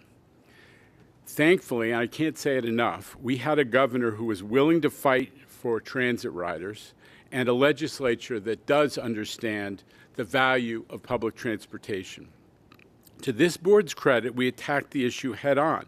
And today, while many mass transit agencies in the United States are just beginning to talk about their fiscal cliffs, we heard NJT put out its financial plan earlier this week, and they're looking at a 30% budget deficit. In the MTA, if that was applied to the MTA, that would have been $6 billion a year. But because we took action, we stabilized the agency financially, and we're even increasing service. We heard about it from the advocates. We talked about it to the legislature. The governor led the way, and we're actually getting more service, not cutting service and leading down the inevitable decline that would bring. I'm just thrilled about that. The other big thing I want to talk about is commuter rail discounts. For 30 years, there's been discussion. You know, all of us have been around in the transportation racket a while. Recall, there's been discussion about the idea of making commuter rail service, Long Island Railroad and Metro North, more available to New York City residents with all those stations in the city that weren't getting a ton of service. And it was a topic of debate, I remember, in the 2001 mayoral campaign before 9/11. And more recently, then Controller Scott Stringer did a comprehensive report on this issue back in 2018. When I came into this role, the discounts were mostly limited to weekends, with some weekday discounts, but only on a single branch, as we know. Now, under Governor Hochul's leadership, two years later, we're implementing a 24/7, 365 citywide city ticket with dramatically discounted fares for New Yorkers to travel within the city on commuter rail. Huge milestone, huge accomplishment, another proof point of how this board, this MTA, is attacking the big issues. We're not only cutting fares, we're also offering more service to those in New York City stations. Look at Southeast Queens, Laurelton, Locust Manor, Rosedale. After Grand Central Madison gave us more track capacity, more terminal capacity, along with the third track, which allowed us to grow the throughput capacity on the Long Island Railroad main line, we're doing 35 to 40% more service in those Southeast Queens stations. And on Metro North, there are a lot more trains passing through the Bronx that actually stop in the Bronx than there were in the old days.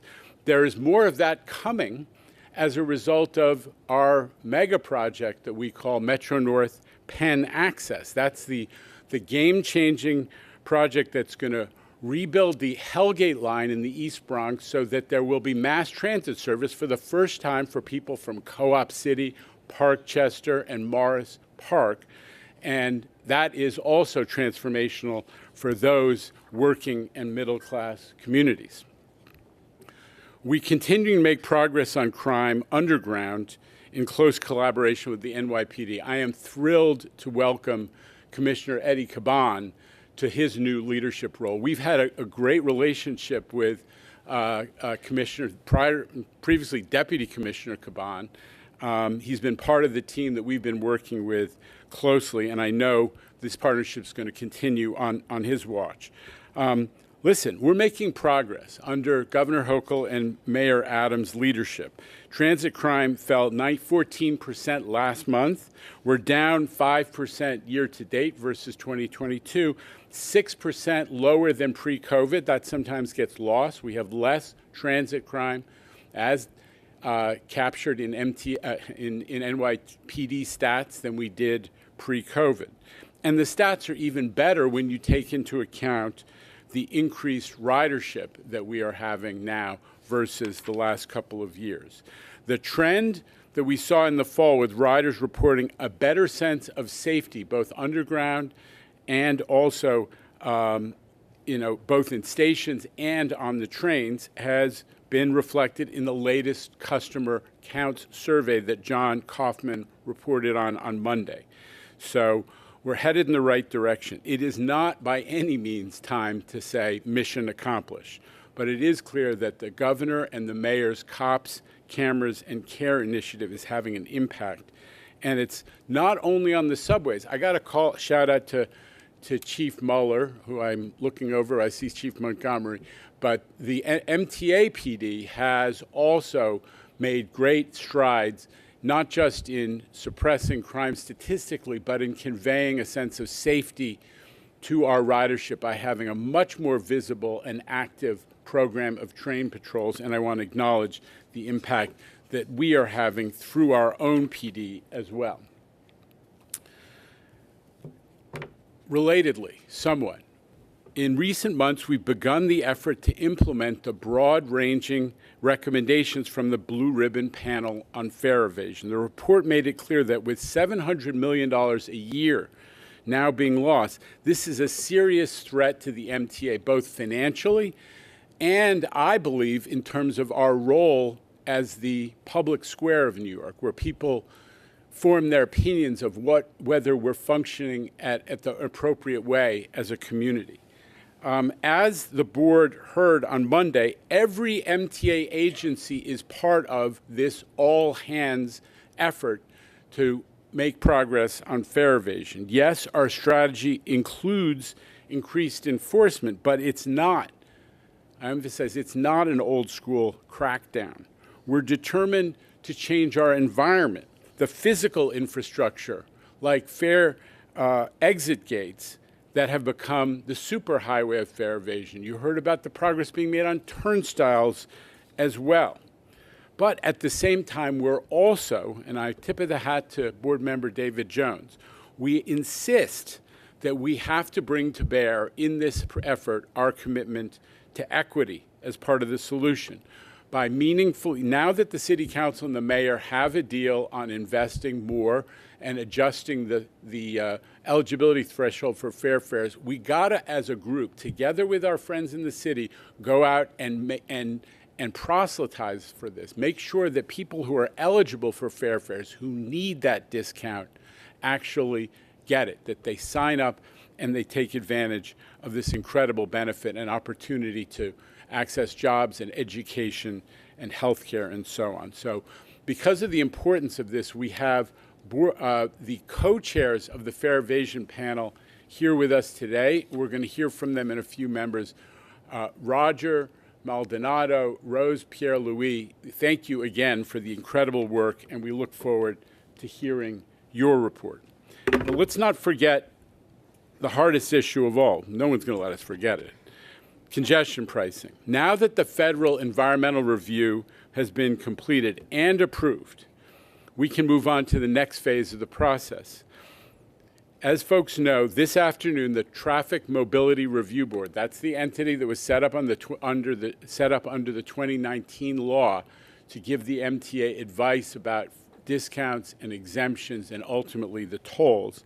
The TMRB is going to hold its first meeting in this room, officially kicking off the development of their proposal to guide our implementation of the MTA's historic congestion pricing program. While the group conducts its work, we're focused on improving the transit system to make it easier for folks who currently drive to switch to transit. Now, just for context, please remember we only have 140,000 people who are commuting into the central business district by automobile.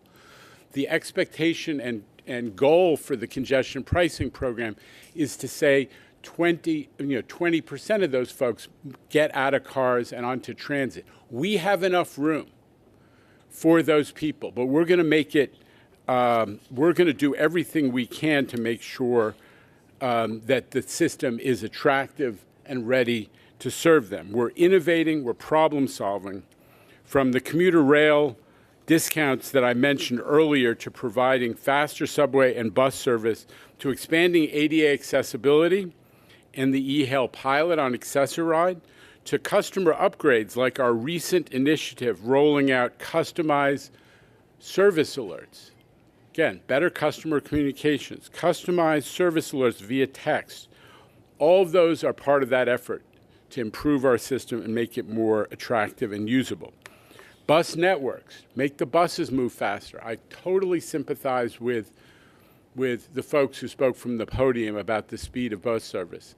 And we need to hear in a moment from Rich about what's going on with Fordham, which is an issue that is on front of mind for everybody. But we are moving forward with the full-scale redesign of the bus routing system for the city of New York. We've got Brooklyn and Queens chugging along. We got the Bronx done. We got a lot of Staten Island done.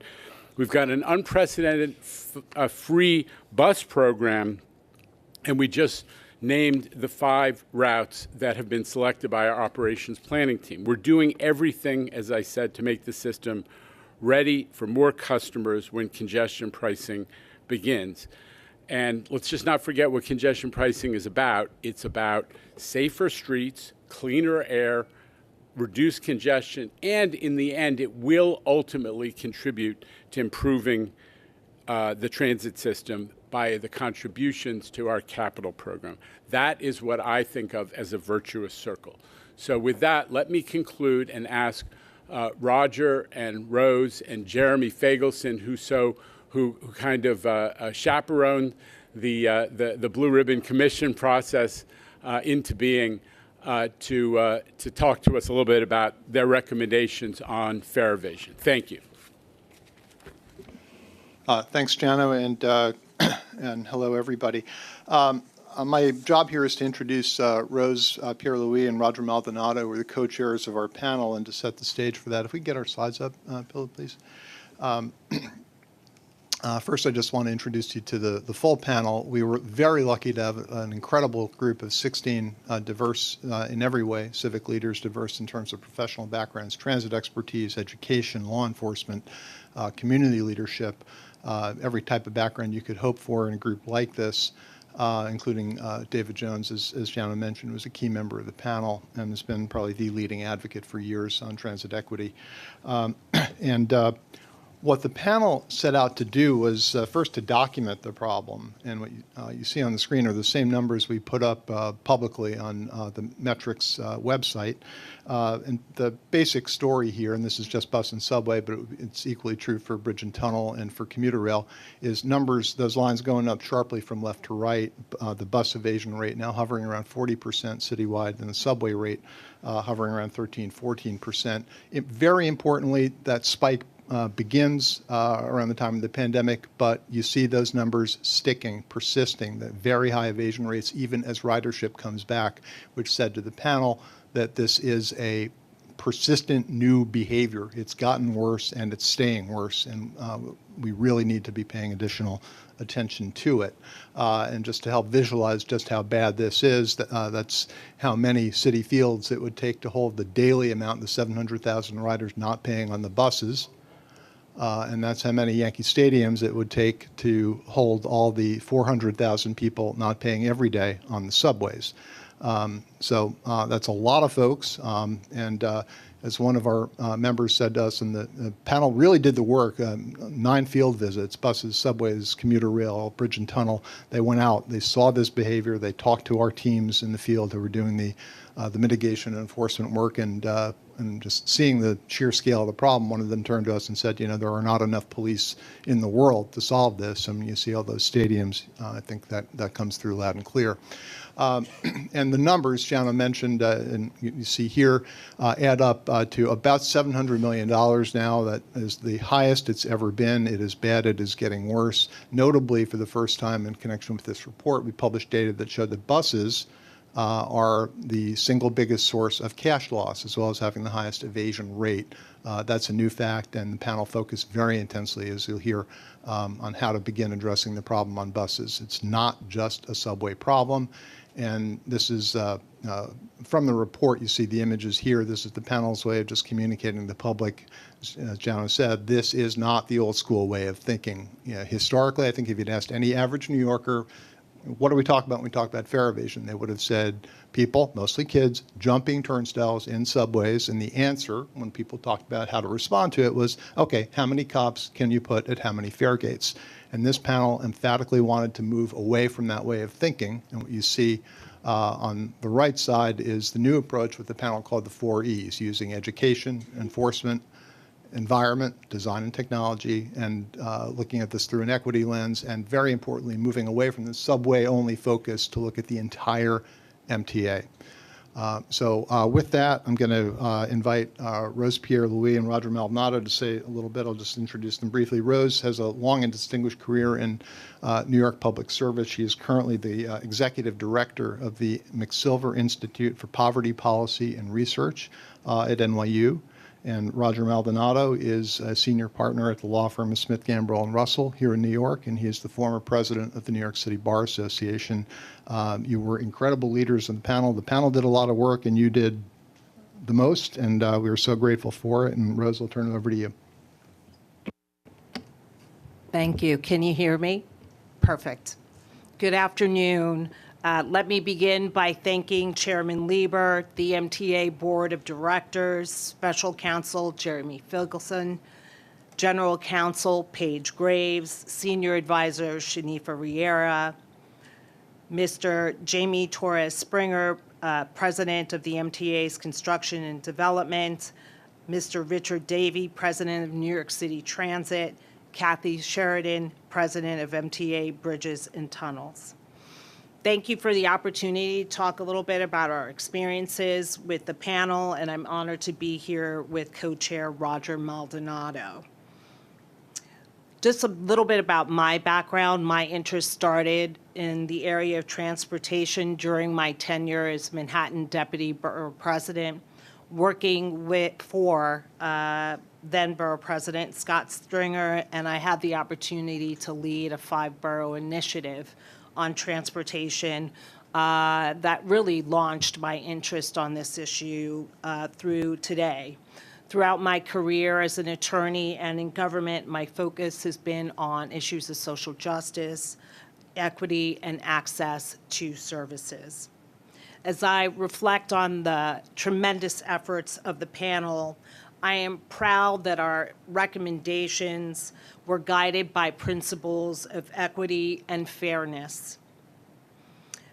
As you read the report, you'll see these principles of equity and fairness are woven throughout the report and articulated through our 4 E's approach. So when we look at the first E around education, our recommendations truly underscore the importance of not only conveying to New Yorkers the importance of paying their fare, but also important messages about how paying your fare can lead to important investments in infrastructure in your own station, for your own bus stop, and for the network as a whole. Certainly in the area of education, we also were very proud to be able to recommend for student Metro cards, expanding the number of rides from 3 to 5 rides per day, which would be transformational for students who are pursuing a job, pursuing an internships, and other after-school activities. When we look to our recommendations in the area of environment, and I'm really excited about the 21st century fare gates and how this not only will be a deterrent for fare evasion, but it's also going to be a tremendous improvement for customers in terms of their experience going through the fare gates, but also for those who are disabled, it will be a transformational experience, or for a parent, it will be the same who might be pushing a stroller. When we look at our work in the area of equity and looking to fair fares, our recommendation calls for the doubling of the current eligibility levels from 100% to 200% of the federal poverty level. understanding that there are riders in this city that are making difficult decisions between paying their fare and other basic needs. We are grateful to Speaker Adrian Adams and the New York City Transportation Chair Sylvina Brooks Powers for supporting the panel's recommendation in this regard. And we're also very encouraged to see that the mayor's office has taken the step to increase eligibility for fair fares to 120% of the federal poverty line. It is certainly our hope that in future years that our recommendation of increasing to 200% of federal poverty level will be realized. I know that my colleague Roger will talk about enforcement and the through line in terms of equity. I'm equally proud with our panel members and with Roger that our work in this area of enforcement will really convey our thoughtfulness in making sure that our recommendations were not only firm but fair and really put forth a warnings first approach. So I'm excited to see in the future what will happen in terms of the implementation of our recommendations, and I would be remiss if I did not acknowledge our panel members and MTA board member David Jones for your incredible work in the Community Service Society, also to our panel member Lisa Dalgan, to the MTA leadership and staff, and to the men and women of the MTA for all that they do for New Yorkers, and for the NYPD and the MTA PD for all they do to keep us safe. Thank you very much. Good afternoon. One of the key messages that we tried to stress in this report was the importance of reducing fare evasion. And you heard from Chairman Lieber as to the importance of the MTA. I mean, $700 million is a significant amount of the fares collected by the MTA, and to not be able to utilize that towards your budget is going to cripple your ability to do what Chairman Lieber was talking about, which is to increase services rather than decrease them. But the importance of minimizing, if not eliminating, fare evasion, it's not just to the MTA. It's to the general public that lives in our tri-state community. The MTA system is one that represents roughly 40% of all transportation throughout the United States. The number of persons who depend on this system is vast. And this city and this tri-state area would not work but for the MTA system. And what we tried to stress in the report was the civic duty that all users of our system have to support a system that benefits them and their neighbors. And we also tried to recognize, and I think Chairman Lieber hit on this, there is a need to stop now what appears to be this increasing behavior of let someone else pay for this, not me. If we do not change patterns of behavior now that will then become permanent, you're going to make it impossible for 6 years out to have a balanced budget. What you also make it impossible for riders on the buses and the subways to feel like that they are part of a community that is working together. And we saw it from countless commentators who are public users of this system. It really is infuriating to be paying and then see someone else get on the bus and walk right by the bus driver who's been instructed don't do anything for safety reasons and sit down. So our report has stressed enforcement on a fair basis, and David Jones was very, very adamant about the need to make sure that there would be equitable enforcement across the board, that there be enforcement in areas where there is a large amount of evasion, but not focusing on communities of color. The idea is, if you're on the Upper East Side or in East New York, you have to be aware of the need to pay your fare. So among the enforcement mechanisms that we're looking at is, as indicated by several people here, it's not just police. In fact, it's the opposite. To use civic enforcement measures to the greatest extent possible, our Eagle teams being a prime example. And to move the Eagle teams not just from the select buses, but onto the local buses in ways, and to inform users of the system through their communities. This is real. We are going to have more persons looking to ensure that you are paying your fare, and if you don't do this, there are going to be consequences. We were very pleased to hear from all 5 of our DAs that going forward, there will be enforcement against invaders who are either a danger to the system or who are vandalizing the system in order to benefit monetarily from it. And they will be prosecuted.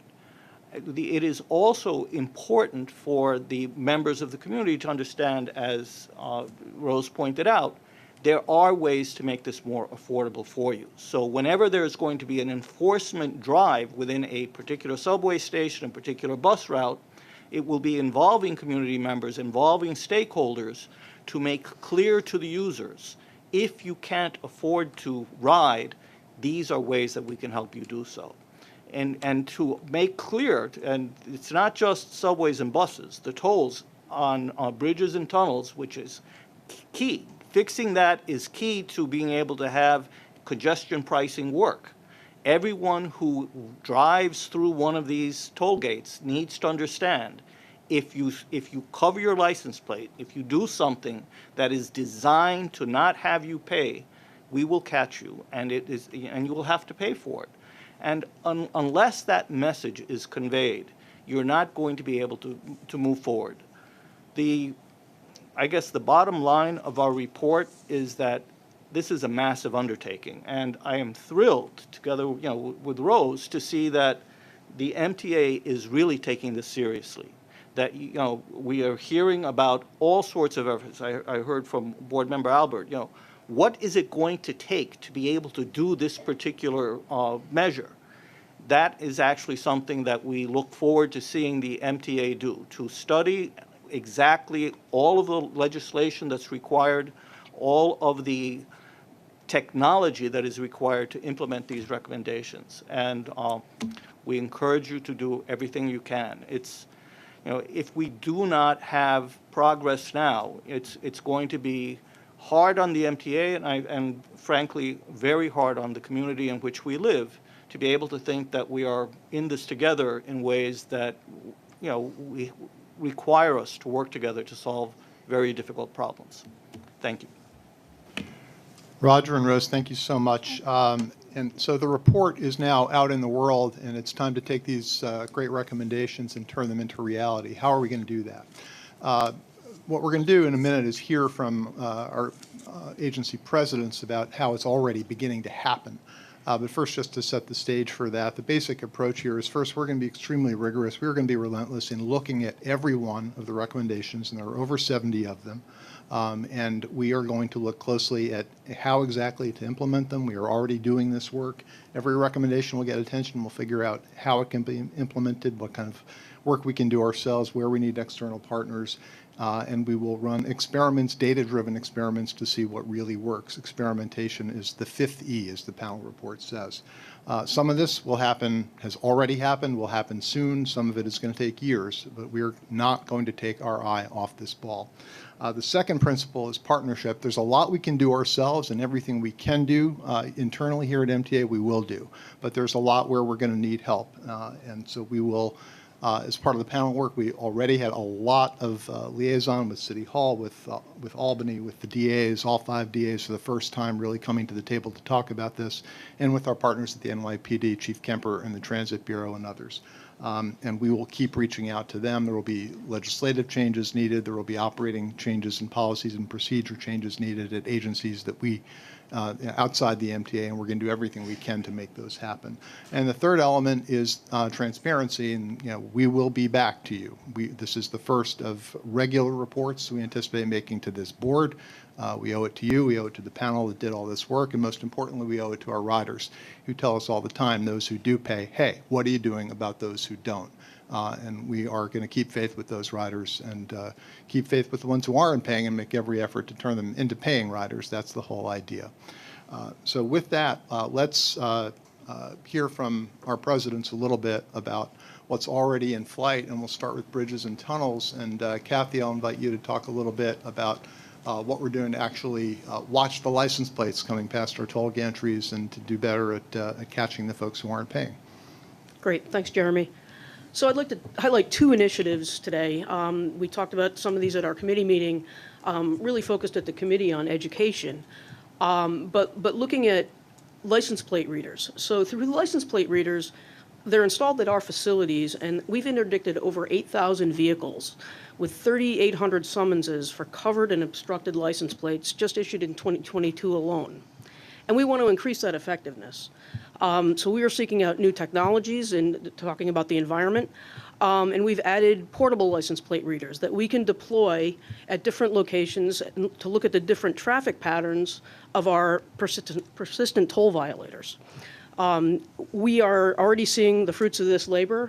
We have 6 of them deployed. One is a test setup, and the other 5 are actually already in use. We've recovered over $77 million of all tolls owed by these toll evaders, and that's since we went to open road tolling. Next slide, please. So this focuses on enforcement. So we could be even more effective with changes to legislation. We support the measures that address toll evasion, including proposals that Governor Hochul had in her 2024 budget. Those would allow DMV to suspend vehicle license plate registrations for unpaid tolls. We currently do not have that capability. It would also allow B&T officers to confiscate license plate covering devices. Again, we do not have the ability to confiscate. We can remove them and give them back to the driver, but we can't take them away. And it would also increase penalties for intentionally obscuring those plates in Manhattan's Central Business District and on B&T crossings. I'm very proud of the B&T employees and their dedication to eliminating toll evasion, and we look forward to continuing work with the Blue Ribbon Panel's recommendations, ensuring all B&T customers pay their fair share. Thanks, Kathy. This was covered in some more detail at all the committee meetings on Monday, and the idea today is to hit some highlights. At the commuter rail meeting on Monday, Kathy Rinaldi presented on a lot of the initiatives that are underway for Long Island Railroad and Metro North. Kathy's not able to be here today, but Blanca Lopez, I think, is going to talk a little bit about what's going on the commuter rail front. So thank you, Blanca. Thank you, Jeremy, and I want to thank Rose and Roger for your leadership in putting together and shepherding this panel. So as Jeremy mentioned, Kathy went into a lot of depth during her remarks about findings from this report, and I'm happy to summarize a couple of items. So on Monday, we heard about 2 types of evasion, opportunistic and determined evaders. For opportunistic evaders, the railroads are reviewing our ticket validity periods and activation policies so customers have less opportunities to reuse tickets. Too many customers wait to activate their ticket until they see a conductor. And when it comes to determined evaders, the railroads are partnering with the MTA PD to more effectively deploy train patrols and address problems when they occur on trains. Lastly, railroads are also reviewing all the different ticket options and variations that are currently sold and looking for ways to standardize and simplify so the overall fare structure is less confusing to customers and difficult to collect for conductors. These were some of the actions highlighted at committee, and I also want to relay that a lot of these recommendations were also being studied and to the point of being implemented within Kathy's staff. And we'll also look forward to further updates as we continue with these recommendations. Thank you. Thanks, Blanca. And that I'm glad you highlighted that theme of the opportunist versus the determined evader. It's covered a lot in the report, and it cuts across every part of the MTA and every part of the panel's recommendations is to find ways of responding differently to people who are evading for different reasons. The opportunist can afford to pay, often has the ticket or the MetroCard in their pocket and is just engaged in a little bit of thrill seeking, sees the opportunity for a free ride and takes it. The determined evader, and there's a lot of those too, is the person who is simply not going to pay unless and until they're caught and enforcement action is taken. So different approaches for different types of evaders is a big theme of the report. With that, let's turn to New York City Transit and Rich Davey. Thanks, Jeremy. So just a couple focus points. One is mentioned about our Eagle team. And so we have traditionally deployed the Eagle team on our select bus system, but we will be later this fall, September in fact, deploying a number of Eagle team members across what we say bus hubs. So identifying areas across the 5 boroughs where there are multiple bus stops, multiple bus routes that they can observe fare payments. So I think folks know that on the SBS there is a proof of payment. You get a receipt, but obviously for our customers who can use Omni, MetroCard, or coin still on our buses, it requires our Eagle team to observe payment. And we've also worked with NYPD to provide backup for our Eagle team. So if there is a issue that escalates for whatever reason or reasons, that the NYPD can be there to assist our Eagle team. But we have found the Eagle team to be quite effective in the areas where we've been able to deploy them, and looking forward to continuing to deploy them across the 5 boroughs at some of these bus stop hubs, if you will. On fare evasion or in the subways, I want to call out Demetrius Critchlow and the team for coming up with an in-house engineering solution, we believe, on the so-called backcocking, which is to maneuver yourself around the fare turnstile and sneak into the system. I don't know if this is a video I think we have. I narrated it apparently somewhat successfully on Monday. I will do it again with a well-heeled individual in his designer shoes, expensive tie, and $1,000 phone, who clearly cannot afford the $275 sneaking in. And so that's backhawking. But again, Demetrius and team came up with, we think, as a solution, which we've been piloting, and I think the next slide will show you what that pilot looks like, if you want to tee that up, which is here at Bowling Green. So another gentleman, I think, with a designer bag and maybe a $950 phone attempts to backhawk and is surprised to not be able to do it. And, we'll try it again. And, that didn't work either. So, we've successfully rolled this out, I think, at maybe 30, sort of fare raise, if you will. And we talked about doing this over an 18-month period, but we're looking to accelerate it. But, I would say this: we know that for the determined fare evaders, they might find another way, and so we're going to continue to work with Jamie and C&D and look at some of the WAGs and other things, which I'll let you talk about. But we're determined to attack this problem, station by station, fare array by fare array. Okay, thanks. I think we have a question from Andrew Albert. Yes, thanks. Rich, I know that bus operators have been told to not automatically let the rear door, I'm talking about non-articulated, not automatically open the rear doors in an effort to stem fare evasion. Can you give us an update on how that is going? Because I have seen some still opening. Sure. I mean, that, unless the bus is particularly full, right? So customer safety and convenience is obviously the operator's top priority, but we ask them not to open that door. Of course, I was at an M42 last night and, as instructed, got off the back myself. No one attempted to get on. So obviously those doors are opening because customers are getting off. We'll have to continue to monitor that, and that's, again, why our Eagle team will be out in some of these local bus routes to prevent that kind of backboarding and not paying either. Okay. This is important. The Eagle teams, which are this goes to one of the central recommendations of the panel, is that we should do, to the extent we're trying to increase enforcement, we should be looking at options for unarmed enforcement agents to avoid some of the, as David said, the catastrophic consequences, and even if they're low percentages.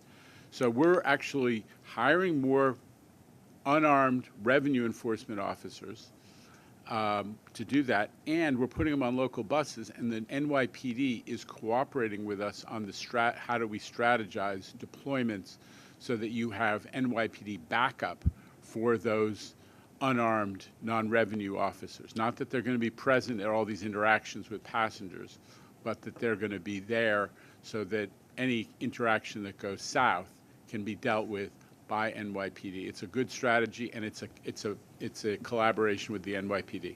Rich? That's exactly right. I think that concludes my my remarks, Jeremy. Okay. Thanks. So let's turn to Jamie Torres-Springer and C&D. Thank you. C&D is working closely with the Department of Subways and Transit on the physical environment recommendations. We see a great opportunity in minimizing the use of the emergency gates. Of course, those gates play an important role in our system. They're critical for emergency egress. They're needed for someone with a stroller, for accessibility purposes, part of our ADA accessibility. Unfortunately, in a lot of cases, they're just too convenient for people to pass through. And so the solution to keep them active within the system, but also prevent them being open so that others can enter from the non-paid side, we think is delayed egress, which we're seeking to implement across the system. This also is a video, so just watch carefully the gate that's immediately in front of us. Someone here trying to just open the gate and goes to the turnstile. Now this is even better. This is someone you can see sort of trying to do someone a solid there and open the gate for them so they can fare evade. Who attempts it a couple times and then because of delayed egress just walks away. So that's testing that we're doing throughout the system right now in coordination with the Office of System Safety. We think this really has great potential, but also it's very complicated to implement it in a permanent configuration. So over the next few months, we're going to be seeking a waiver from the State Code Office so that we can implement this across the system. So more on that to come. The next thing is we're also going to be putting out a request for ideas this year based on the exciting opportunities we saw to integrate what we're calling the fare array of the future into our system. Basically, you can see a rendering of this here. It combines the more secure entry components that replace turnstiles, so either the paddles that open outward or the fins that open from the sides, which are much more difficult to fare evade than the traditional turnstile. Note that our accessibility office has been spearheading the rollout of that kind of technology in the wide aisle fare gates. We have that in 2 stations across the system and are piloting, and I think are seeing positive results in terms of the ability to avoid fare evasion with that technology.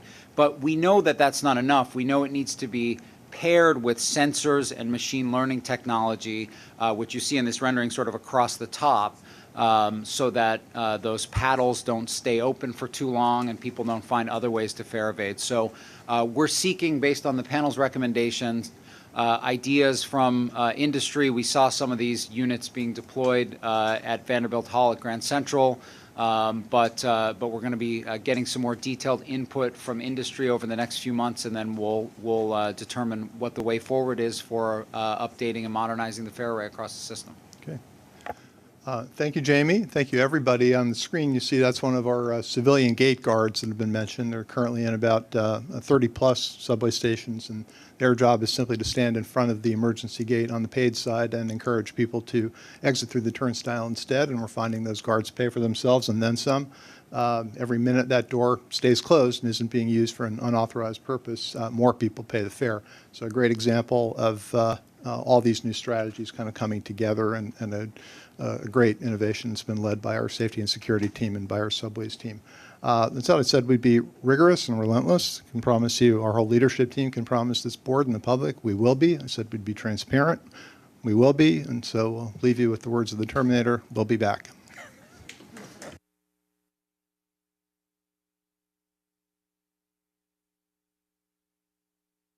Member questions or comments? Jamie Barbas. Yeah, I do. I'm sure maybe you didn't talk about it, but the messaging, the warning to fare evaders, and potentially, the cameras are on you. That can be embarrassing to people. So can you speak a little bit towards that? Sure. So there are pieces of this that will apply in different ways depending on which part of the MTA system we're talking about. On the buses, the Eagle Team members, for example, without legal change, we can start issuing some warnings, and that's going to happen. On the subways, NYPD controls enforcement, and they do some informal warnings today. The panel has asked that that be moved over to a documented system of formal warnings, kind of a first step on the enforcement ladder, being the warning rather than the $100 ticket. That's going to require some statutory change, which we'll ask Albany for, and that's going to require some policy and procedure change from our partners in the Transit Bureau. So there are steps to follow on that. Looks like I'm David. sorry, I meant messaging in terms of warning signs. Okay. Messaging the change. Yeah, let's talk about that. And then I know it looks like David wanted to comment as well. So the panel calls for a wide range of new messaging campaigns, and you will see those. Commuter Rail is beginning to roll them out. Our team is beginning to roll them out for bus and subway as well, just getting the word out there about the importance of fair payment. One of the exciting things that came up through the panel work is we had the chance to meet with high school students, and they volunteered to be a focus group for us on how to message effectively to kids, because the data shows that fare evasion is spiking regularly around 3 p.m. So we'll work with New York City Public Schools. Chancellor Banks was a wonderful member of the panel and is committed to be a great partner going forward. David Jones, did you want to say something? It's more a comment and in praise, actually. I'm not necessarily always very fulsome in it.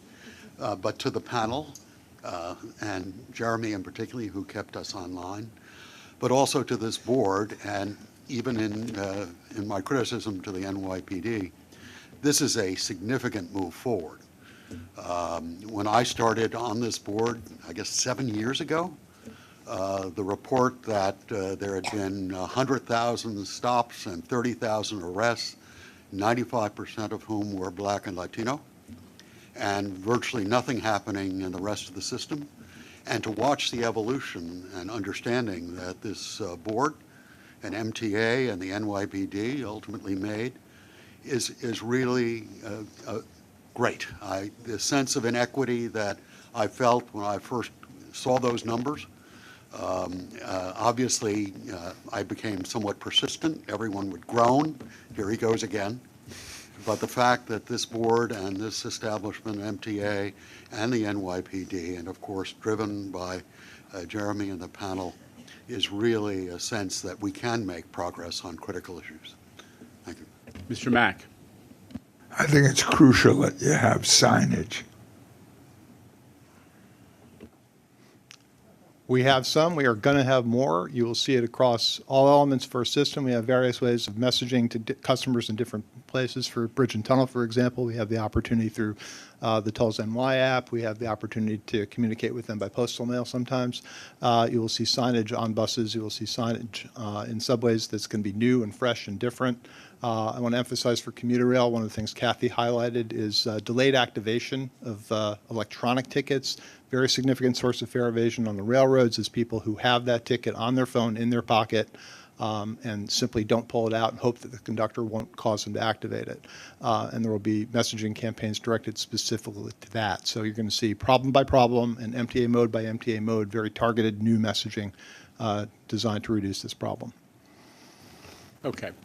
I think we have to move on to the next presentation. I just want to thank again the panel co-chairs and Jeremy Fagelson. We've opened a new era on this issue, and the stats are requiring us to, but we've had great guidance from you, so we're going to act on it. Thank you again. Thank you. Okay, let's hear from the folks who are going to talk about open data, which is an area where the MTA is, I think, leading in many ways in terms of complex public entities. Andy Kaufman. Lisa. What's her name? John.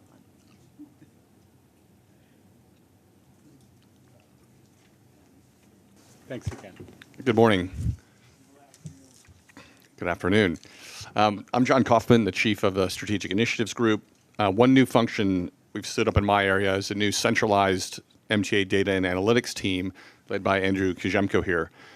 Andy and his team are working to strengthen this capability across the MTA, helping drive common and higher standards for how we manage data and enhance the access and reliability of data to better inform executive decisions up and around the entire organization.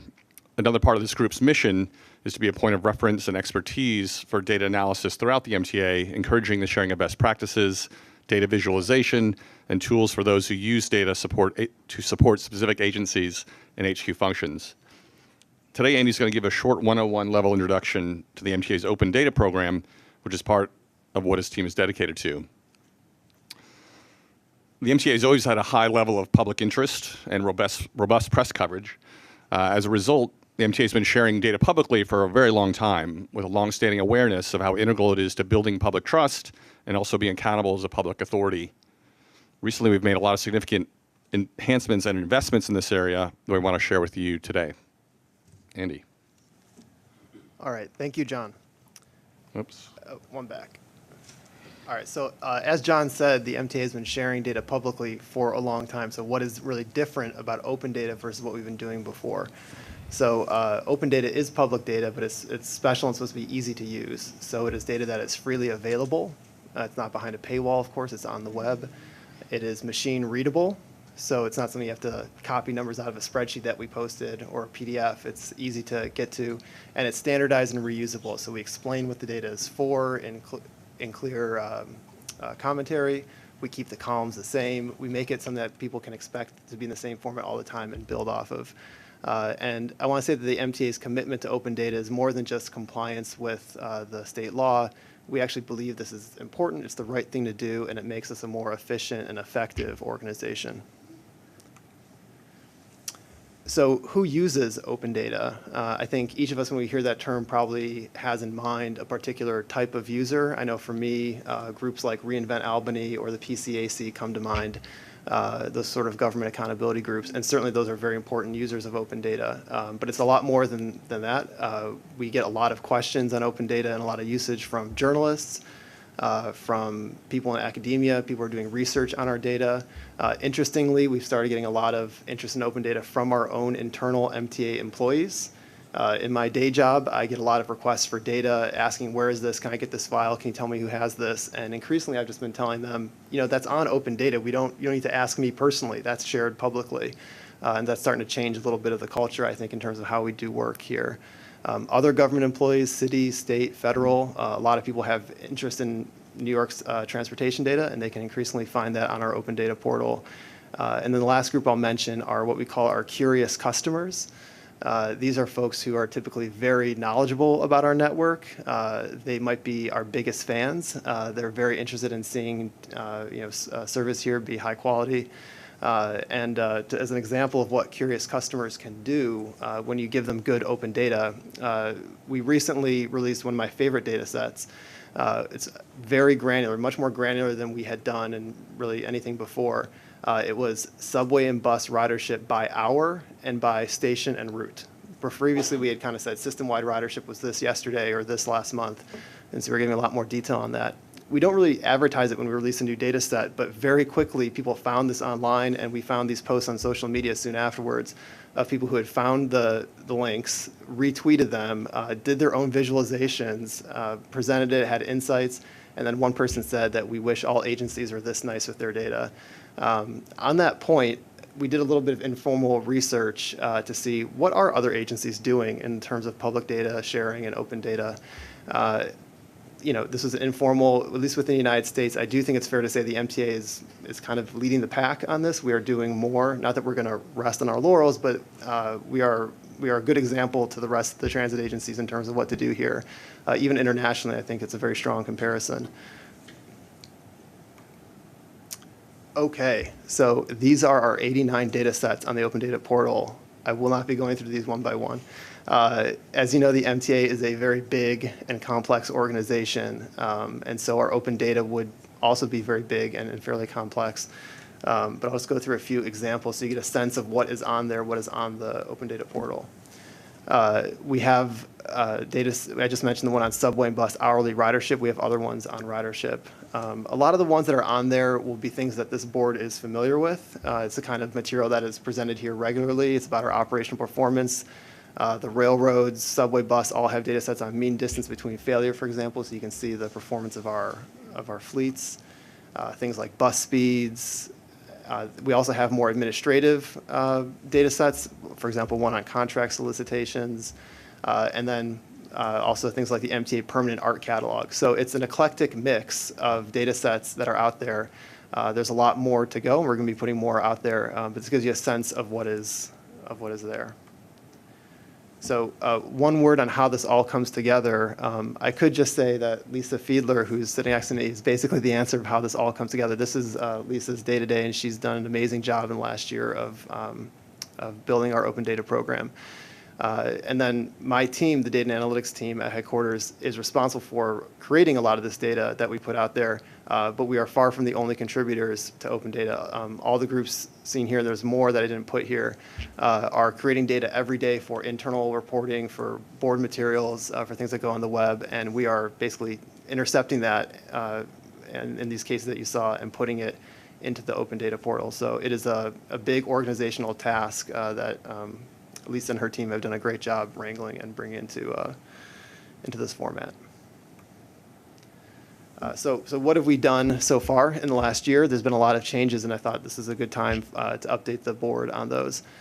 So I mentioned the MTA Open Data Law that passed in 2021, and since then we've added 69 of those 89 data sets to the portal. In September of last year, this group might have realized the committee books shrank significantly from what they were for the railroads and transit to a new format. That happened at the same time as launching the new metrics site, which is metrics.mta.info. The reason I mention those two things at the same time is that we didn't lose anything in terms of what we're publicly sharing when we slimmed down those committee books. Hopefully they're easier to get through and more helpful and more focused. All the information that was taken out was put on open data and moved to the metrics site, which I'll show in a second. So that's obviously a key point. As we make all these changes, we're not taking anything away. That would not be in the spirit of what we're trying to do with open data.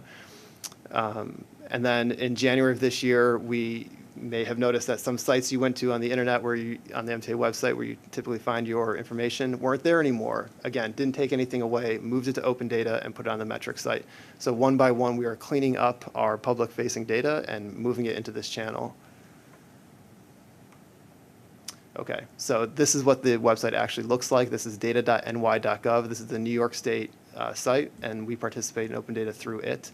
If you go there and type in Metropolitan Transportation Authority, you will find all of our open data sets. You can also search for subway MBDF or bus speeds or railroad on-time performance, whatever you are interested in. If you go here and do those things, you will actually find the data, the actual numbers. You can download the tables, you can put them in Excel, you can write a computer program. For most people, honestly, including myself, I'm typically not going to do that if I want to interact with public data. I'm much more likely to go to the metrics site, metrics.mt.info that I mentioned before. You can think of this as like the front door to the open data program. Most people don't need to go all the way in the back, although it's there if you want to. If you just want to know what was ridership yesterday or what was the railroad's on-time performance last month, you'd much more likely go here. To work with, and this is also something that Lisa's team has put together. So when you go there, you'll find this navigation on the left, usually by topic or agency. You can drill down and find the subtopic you're interested in. When you do, you'll find something like, for example, subway service delivered that we're showing here. There'll be a little paragraph. We try to keep it as pithy as possible, explaining what is this metric? How do we calculate it? We get a lot of questions on like, well, you said something was 70%. What does that mean? 70% of what? So we're putting all that there to kind of eliminate those questions and, again, be as honest and transparent with the public as possible. There's usually some selectors, a date range, your subway line or bus route, your borough, weekday, weekend, whatever kind of selectors would be relevant to get to what you want, and then the visual is below. You can hover over, get your number. If after all that you still don't have your question answered, you want more, you want to do comparison, the analysis that you want to do isn't possible here. I can't point to it, but at the bottom you can see the links there go back to the open data site. So it's all really one channel of information, and this is the layer on top of it to make it more user-friendly. And just to wrap up in terms of where we're going next, it's sort of four different things. First, we need to finish what we have already promised to do. There is an open data plan that we publish every year. And it has a few dozen more data sets that we need to get out there the rest of this year and early next. We're going to do those. So if you're waiting on one of those, it's coming. Second, we are going to continue working with internal and external stakeholders. So internal stakeholders would be this group, for sure, other executives and managers at the MTA who want to get some data out there that they get asked about a lot that they think would be valuable to release. We also work with external stakeholders. I mentioned groups like Reinvent Albany and PCAC. We meet with those groups quarterly to hear what they are telling us, what they would like to see, what would be helpful for them. The areas that we hear from both groups actually are pretty similar, and so I think we kind of know the direction we're going in terms of topic areas. Third, we're going to continue consolidating and clarifying our data. If you go on our website today, you'll still find lots of big PDFs that probably could be in a more helpful format. There's still more work to do in that vein, so we're going to be continue to do that. And then lastly, within our team, we're going to be automating more data pipelines, both of our processes that go to open data and helping other parts of the MTA do that to make this more easy to do. If you've noticed how big this organization is, how much data we have, if we're not going to do this well, it's not going to scale. And so we need to be able to do this well and efficiently so that we can provide more open data in the future. So with that, I will stop and take any questions. Questions or comments? Okay. Just underscore the importance of this. The data is it gives us power to self-manage more effectively, and open data gives us credibility with the public. And that's why this has repeatedly been a matter of state legislation in recent years. So we're going to keep doing well on this. This is an area where we can and will build our credibility and get more tools to become a better operator. So thank you for what you contribute. Before we get to the routine business, one of the things that we keep hearing about is bus speeds and the bus system. And I know and it was spoken about from the podium. Rich, just update the board on where we are with the Fordham bus, because that's been in the news recently. Sure. So Fordham Road is one of our priority sort of bus roads, if you will, that we're looking to have an offset bus lane. So we've been working in both directions. We've been working very closely with the city DOT advocates, some of whom testified earlier today, Chair. You've said it often, bus is the equity of engine in this city. And I can't, frankly, think of almost any other place than in the Bronx and on Fordham Road. Fordham Road carries 85,000 bus customers a day. And to give you a sense of what all that means, that would be larger than the entire transit system in St. Louis or Cleveland. It would be the 25th largest transit system in America, Fordham Road. And so the Fordham Road experience is among the slowest bus speeds in our system. We've been working very closely with the DOT. I think we've come up with a reasonable compromise. I know it was mentioned there was some concern from some organizations there, but the compromise would actually add parking, which is so key on that road because there's a lot of deliveries. Our hope is that the DOT stays with us and we're implementing this hopefully later this year. A lot of those same institutions have agitated successfully with us for us to grow Metro North service to and from Fordham Station. So I hope they're going to see the light and work with you guys on making sure we can have Bronx residents move east and west across that key part of the borough. Exactly. Okay. Any other questions or comments on the topic? Ms. Soren. So I wanted to make a comment on the Fordham Road. I've heard a lot. I find myself in a very interesting situation because I know there was some pushback with the chamber, which is my other hat, but then also with the MTA. And I will say that the plan works. I've had conversations, and I know there's a lot of pushback, but the one thing the message I'm trying to get across is the fact that MTA is willing to go and DOT is willing to go that extra step also in meeting with this group. So it is my hope that in continued conversations, this will happen. I think the key is the parking. But there are corners, I'm not going to lie, that are super problematic, even if this thing goes through. But MTA and DOT has done a strong commitment to addressing those. So on behalf of the Bronx, as much as I can speak to, I want to thank you for really accommodating a lot of these concerns. The concerns will continue because it's the major institutions who bring a lot of tourism and activity to the Bronx. But I think there is definitely a solution. So I really look forward to seeing this happen. I think unless there are other comments or questions, we're going to move on to our routine business of minutes and motions and so on. The committee reports and other board business. The minutes of the June board meeting and minutes from each of the committees have been distributed to the members. Are there any corrections or omissions? Thumbs up for Mr. Albert. All right. Simitov. Mr. Chu is kicking in with Mazel Tov. The minutes are approved as distributed in that case. Board Member Mack. No items for bridges and tunnels, am I No correct? items for bridges and tunnels. We met Monday, and there's none. Thank you. Okay. Thank you, Mr. Mack. Board Member Barbas, Audit Committee. The Audit Committee met Monday and reports the following. There are 5 reports for full board approval. The committee seeks approval of 1, the first quarter 2023 consolidated financial statements. Secondly, the pension audits. Third, the single audit report. Fourth, the management letter reports. And fifth, the review of the MTA Inspector General's office. The committee recommends these items, and I move them. Second. Ms. Soren, all in favor? Aye. Any opposition or abstention? The item is approved. Anything else from Audit Committee? This concludes the audit report. Thank you. Thank you. Railroads, Board Member Lopez. Thank you, Mr. Chair. The Long Island and Metro North Railroad Committees met on Monday and report the following. There is 1 competitive item to award a joint agency contract for rail grinding services for $56 million. The committee recommends this item, and I move it. Second, Mr. Chu, all in favor?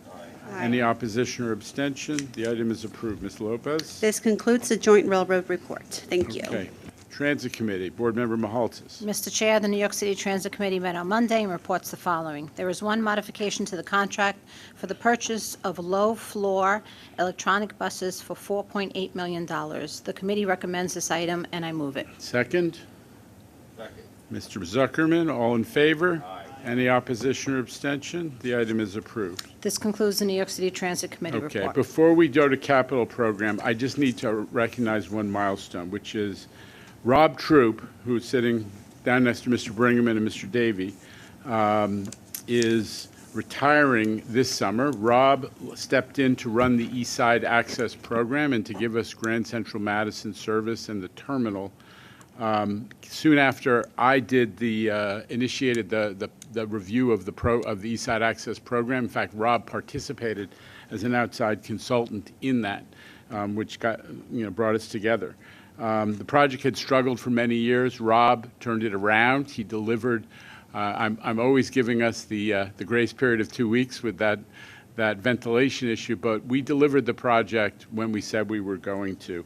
And you really worked tirelessly to give us this amazing new facility, which is going to really allow us to grow service and diversify Long Island Railroad service for so long. So I want to acknowledge Rob, who has had an amazing career in railroading, but especially his contribution to the MTA. Thank you, Rob Troop.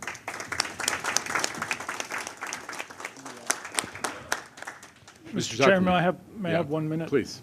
So I just want to just say it's been my privilege to be able to work for the MTA, working with President Rinaldi, with Rob Free to put the service in. Jamie Torres Springer, who came in at the 13th hour and exhibited tremendous leadership. I want to thank the board for their support of the project, the men and women of the trade unions who worked through COVID, who worked not only efficiently but also safely to be able to get the job done. And Chairman Lieber, I want to thank you personally for putting your trust and faith in me to be able to deliver the project. So again, I've been kind of like WKRP. I've been up and down the aisle with transit agencies, Washington, Atlanta, and it's truly, MTA has some of the best transit people they're not only in the nation but in the world as well. So again, thank you, everybody. Mr. Zuckerman. Rob, I think it's just coincidence, maybe not, that this morning I did my first time ever taking the Long Island Railroad train to Grand Central Madison from the Merrick Station. I got to tell you, that was an extraordinary experience. Once the train started going, these pristine concrete walls that looked like they had not been touched by rat or water or other intrusion. I thought I was in another planet, and I'll tell you, I came out of the train, I was stunned. I stood there for about 30 seconds just looking around going, wow, this is unbelievable. I'll give the capper, though. I'm a big, maybe you are as well around the room, fan of quotations and various things that motivate you about New York. There was a Patti Smith quote that I walked over and I was stunned by. I'll just read it. It was a good day to arrive in New York City. No one expected me. Everything awaited me. I took a picture of it, sent to a bunch of friends and family. I was stunned. So, Rob, you go out in a real high. Congratulations, sir. Okay, well, thank you, Rob. And now on to the routine business of the Capital Program Committee. Mr. Solomon, would you give us the report, please? No Patti Smith votes for me, but Capital Program Committee met Monday and reports the following. Construction and Development has 4 actions, including 3 competitive requests for proposals and 1 ratification for a total of $2.7 million. The committee recommends these items and I move them. Second? Second. Ms. Mahaltzis, all in favor? Any opposition or abstention? The items carry. This concludes the Capital Program Committee report. Good. Back to Mr. Zuckerman for the Finance Committee. Thank you, sir. The Finance Committee met on Monday and reports the following. There are 2 items for a total amount of $22.9 million. The first item is a competitive award for casualty brokerage and captive management services in support of the MTA All-Agency Risk Management Program. A very spirited discussion and debate about that topic. The second item is a ratification of the declaration of an immediate operating need to administer a pilot internship program. The committee recommends these items, and I move them. Second? Second. Ms. Lopez, all in favor? Any opposition or abstention? The items carried. There are 5 real estate items this month. The items include 1, modification to policy for licensing, leasing, or acquisition of property rights in support of MTA capital projects. 2, an RFP conditional designation for Gun Hill Road development. 3, 2 items in support of Metro North Railroad for easements related to the Penn Station Access Project, and for I guess the 5th item is acquisition of property rights in support of the Claremont Substation project. The committee recommends these items, and I do move them. Second, Mr. Chu, all in favor? Aye. Any opposition or abstention? Thank you. The real estate items are approved. This concludes the Finance Committee report. Okay, now on to some real substance. Next up, Deputy Chief Financial Officer Jay Patel will walk the board through the proposed fare and toll changes. Jay. Thank you, Chair. First, fares and tolls are critical to the MTA's ability to operate a safe and reliable transportation system while helping to support rising costs and achieving a balanced budget. After a brief pause in fare increases during the COVID-19 pandemic, the MTA is resuming its practice of adopting biannual fare and toll increases, a practice the MTA has followed since 2010. Modest and predictable fare and toll increases help keep up with inflation, avert radical fare and toll fluctuations, and mitigate impacts on customers by offering a predictable increase schedule.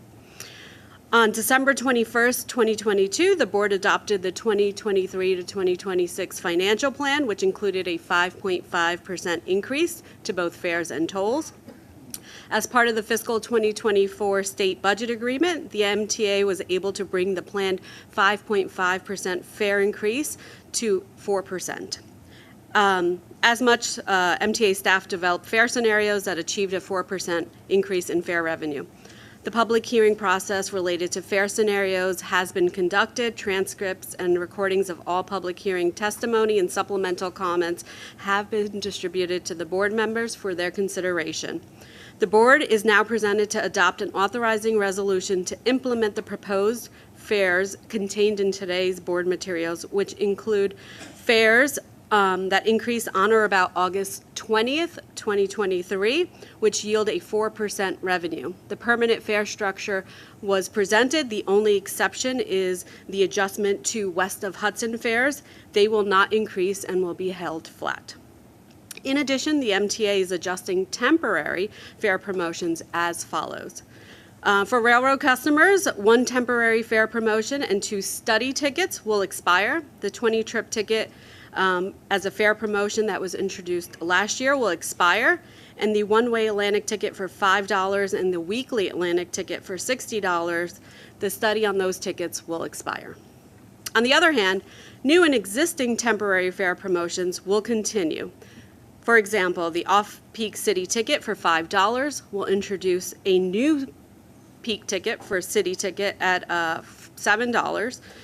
We're also introducing a new Far Rockaway ticket for travel from the Long Island Railroad Far Rockaway Station at the same prices as city tickets. We'll also continue the additional 10% discount on monthly tickets and continue the combo ticket. Additionally, the weekly best fare feature on the Omni will be adjusted to begin on any day of the week from the standard Monday through Sunday that was introduced last year. I submit these items for approval. Okay, I'm going to take a motion, and then I know though there are some folks who want to discuss issues. Motion from Ms. Soren. Do I have a second on the fares? Ms. Lopez, second. There's a motion on the table. Does anybody want to be recognized on this, on the subject of fare increases as proposed? Mr. Albert. Thank you, Mr. Chairman. I hope my fellow board members will indulge me a little bit because I feel very strongly about one aspect of the proposal that's on the table today. Many areas of our wonderful district, city, are not served by subways, but we have amazing rail infrastructure that covers a lot of them. But unfortunately, they have been priced beyond the reach of many of our residents. I and the late, great Dr. Stephen Dobrow came up with the idea of Freedom Ticket, which would allow residents of the 4 boroughs with commuter rail to utilize these great systems at a discounted rate, effectively doing away with transit deserts. While we were discussing these concepts, several Long Island Railroad stations were actually torn down: Corona, Elmhurst, and Springfield Gardens. While Corona and Elmhurst are close to subways, Springfield Gardens is in a true transit desert, was not. That station should absolutely be restored. It would help thousands of commuters. Many commuters in Southeast Queens and Northeast Queens, as well as many sections of the Bronx, are far from subways, and being able to utilize commuter rail facilities would easily cut commute times in half.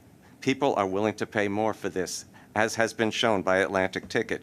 Many empty seats were filled by users of Atlantic Ticket, but unfortunately it was not available on e-Tix, and some of its time was during a pandemic. Without those two things, it likely would have doubled ridership. The reason Atlantic Terminal was chosen rather than Penn was we weren't sure when Amtrak was going to rehabilitate the East River tunnels after Superstorm Sandy. So we decided, rather than have possible standees on limited trains to Penn Station, we would use Atlantic Terminal. And for those residents heading to Lower Manhattan, that was great for them because it's a short ride from downtown Brooklyn to Lower Manhattan. As it was our vision that all commuter rail stations in the boroughs would have access to reduced fare commuter rail service, starting City Ticket was great, as it enabled users of all lines of the LIRR and Metro North to have access to these reduced fares. Having it available in peak hours is a fantastic improvement, no doubt about that. Losing the weekly option, unfortunately, in my opinion, is a step backwards, but hopefully just a temporary step, as getting ready for Omni is quite complex and understandable to get all of these components, Long Island Railroad, Metro North, subways, and buses available in Omni.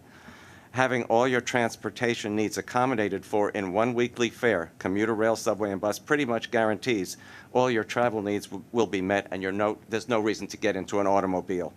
Congestion pricing will drive even more people out of their cars and onto mass transit. Once Omni is everywhere, having the weekly option and hopefully at some point a monthly option, and we can talk about pricing for both of those, would be a major step towards our Freedom Ticket concept, the freedom to utilize our amazing transportation system to get wherever you want to go, whenever you need to go, at one reasonable price. We are virtually 3/4 of the way towards Freedom Ticket, and we need that last 1/4 to truly utilize our amazing transit system that other cities can only dream about and which we are so fortunate to have. Also, because we're spending billions of dollars on our capital program, we need to make the system as available to as many New Yorkers and price available as we can. Sorry I took so long, but I feel very strongly about this, as you can tell. Okay. Thank you. So I have Mr. Zuckerman, I have Mr. Bringerman, and Ms. Valdivia, Mr. Solomon. Did I get everybody who wanted to be? Mr. Chu. Okay. Mr. Zuckerman. then to Mr. Brinkman, then to Ms. Valdivia. All right, thank you, sir. Three things I want to cover. First on the balanced budget, second on the fare increase itself, and third I'll just share a view on Atlantic Ticket as well, since it's a very hot topic, it seems. So look, first of all, Mr. Chair, congratulations on the balanced financial plan through 2027 as shared on Monday in the Finance Committee. It is an incredible accomplishment. I mean, it's I don't think any, yes, no, obviously Kevin and Jay and the team put together unbelievable. I don't know if everyone realizes how unbelievable it is to have a balanced budget through 2027. I mean, it is an extraordinary thing. When you made that chart, which was a little humorous about all the zeros, it was meant to make a very clear statement that I don't know if the public understands or the advocacy committee understands how special that is. It is stunning to me what's happened under your and Governor Hochul's tenure, and from a finance perspective, I can't imagine a greater accomplishment. As we joked in the hallway, maybe it's a mic drop moment for some. It's pretty extraordinary. Now onto the fare increase. It is necessary to raise prices to meet the rising cost structure, to include an expected higher increase in wages that we voted on a little bit ago, and that this price increase will yield. Remember, the fact is that we raised wages higher than we actually are raising fares, so we're already a bit out of whack as it is, so it is necessary. It is also healthy to raise prices for this entity and the public so there's predictability, consistent with what Chair Prendergast had come up with, which is the innovation of predictable fare increases. So there is no, everyone likes to use the word hike. This is not a fare hike. This is an increase. I don't want a hike. A hike is something like double digits. This is no hike. It's also fair to raise prices modestly so the consumer is not overburdened and is consistent across our vast footprint. It is prudent to raise prices given how long it's been since our last price increase, and the steady return to work and transit has occurred in part due to your efforts and the governor's to address safety, and the mayor for that matter. To not have this modest price increase would be debilitating to the public's precious resource, especially after the governor has led us so tirelessly and worked so effectively to bring us this balanced budget through 27, which frankly, again, is unprecedented given the depth we were with COVID. And let's be honest, this price increase is a core component of how we balance this budget. So I'm proud of our fiscal discipline. I almost kind of feel like there's not much more for me to do as your finance chair. So if you choose to fire me, that's okay. Be careful what you wish for. Yeah, seriously, all right. May you live in interesting times too, right? I therefore urge us to vote yes on the fare increase. It's the right thing for the city and the state. Now on the Atlantic ticket, I really do appreciate that management has tried to experiment with various products and services over the years. You've had lots of different products, and I think Andrew, who we must recognize for his history and his depth and his broad knowledge of the system, I think if you're the godfather of it, well, that was a really good idea, and I think the city ticket is meant to take that to the next level and broaden its appeal. What worries me about the Atlantic ticket and why I'm supportive of management's suggestion is that at its consistent application, the number of riders numbers approximately 600. Now, we have an 8 million person city. I realize it's a subset of a region, and I hear your point on the digital access to buying the ticket, but at 600 customers, it ultimately feels like while there is clearly appeal for the product for a subset, that is such a subset to be hard for, I believe, us to maintain it separately. And the notion of expanding it through City Ticket and clarifying it feels to me like the right business decision to make. And I would expect, like it happens with anything that sounds like a great deal, there will be people unhappy. Clearly, there are people around this table who are unhappy in defense of that product, and I acknowledge that. But when it comes to having that small of a number of products, it is very hard for me to believe that we need to create and maintain a separate fare product out there. That is one man's opinion, but it is an opinion. So, sir, I thank you for the time. Thanks. Okay, Mr. Brinkman. Okay, on the first 2 points that Board Member Zuckerman raised, I'm 100% in support of it. On the third item, I'm with Board Member Albert. If we were voting board members, I'd be seconding his motion right now. That's all I want to say is that I support Andrew and what he's trying to do. Thank you. Okay, Board Member Valdivia.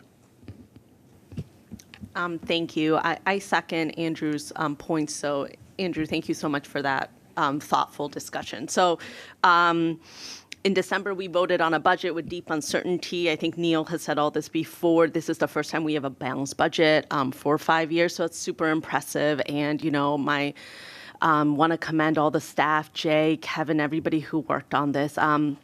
I know from our standpoint, it will take vigilance to keep those budget balanced because of the risks in the future, because things change always, and because costs do increase. So I think our role as a board is to just continue to hold our agency to the line. My hope is even with these balanced budgets, we'll continue to focus aggressively on increasing and bringing our ridership back to the system. And I know we will, but that is something that I just wanted to just highlight that, bringing continued ridership to the system is how the MTA will continue to fulfill its mission and also continue to invest in our transit workforce. And I think that's really important. So on to fare increases. I participated in the fare policy working group. I really appreciated that board members had an opportunity to support and shape what this structure looks like. I believe that is different from how we've done it in the past, so I appreciate Laura's leadership and Jay's leadership on that. I do think we need to continue a discussion of how our board shared commitment to equity should be codified as it relates to our fare policies. I will say in these discussions, we didn't spend as much time on the Atlantic ticket discontinuation as I would have liked. I learned that given the immense progress that's been made, and I want to kudos the Governor Hochul, Mayor Adams, the MTA for being on board with an expansion of a city ticket. But given that, it seemed like that meant that we had to discontinue this ticket. Don't get me wrong, I'm ecstatic about City Ticket. I think it's really great. I know it's decades in the making, so I'm appreciative of that.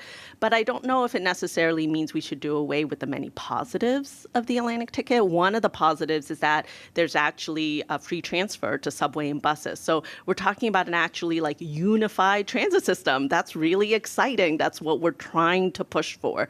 As I understand, and please correct me if I'm wrong, the ridership of the people using the Atlantic Ticket is 2,500 people daily. So I think I understand that that's seen as a small population, but I also know that west of Hudson ridership is also 2,500 people daily, and they're seeing a reprieve on this fare. So why not Southeast Queens? I would like to second, I think one of the public commenters talked about a feasibility study of how the benefits of Atlantic Ticket can be continued. So I would love to see, where we are potentially. What do we think about that study? So that's the area that I am concerned about as it comes to the fare vote.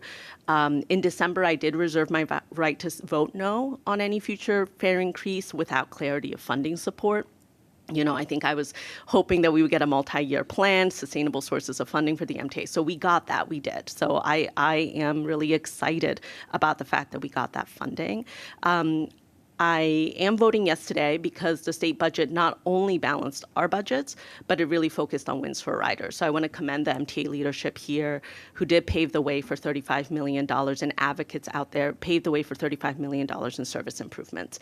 Because if we didn't have that, we also have to make our case to riders about, yes, costs are increasing, but your service should also be improving too. And I know that's something that the presidents of our agencies and our chair is super focused on. But yeah, I do have some reservations about, in this big vote, what we're doing with Atlantic Ticket, where we're going to go with City Ticket, and how City Ticket can adopt a more kind of universal thinking around transit. That commuter railroads and subways and buses, we're all one unified system, and how do we get there? So I would love to continue that conversation, but kudos to a lot of the MTA leadership and staff who I know worked a lot of hours to make this happen, and I really appreciate the responsiveness, and I know that I don't believe anyone here takes this vote lightly. And so I really appreciate just the collaboration that we've all been able to have. This will be a burden on some folks, and that will be tough. But there are other initiatives underway, like fair fares and whatnot, that I hope we can continue to make a push to make sure that our working class and our working families are not adversely affected. So thank you very much. Mr. Solomon. Thank you. First, want to start with balanced budget. I think we're all gratified to see those 5 green donut holes across the next 5 years. Really pleasing and really a credit to this board, credit to Albany, credit to City Hall, credit to so many of the stakeholders that produced this balanced budget throughout the next 5 years. And also, that budget not only included the support, but also included several requirements for service improvements. $35 million for subway improvements, $15 million for fare-free bus routes.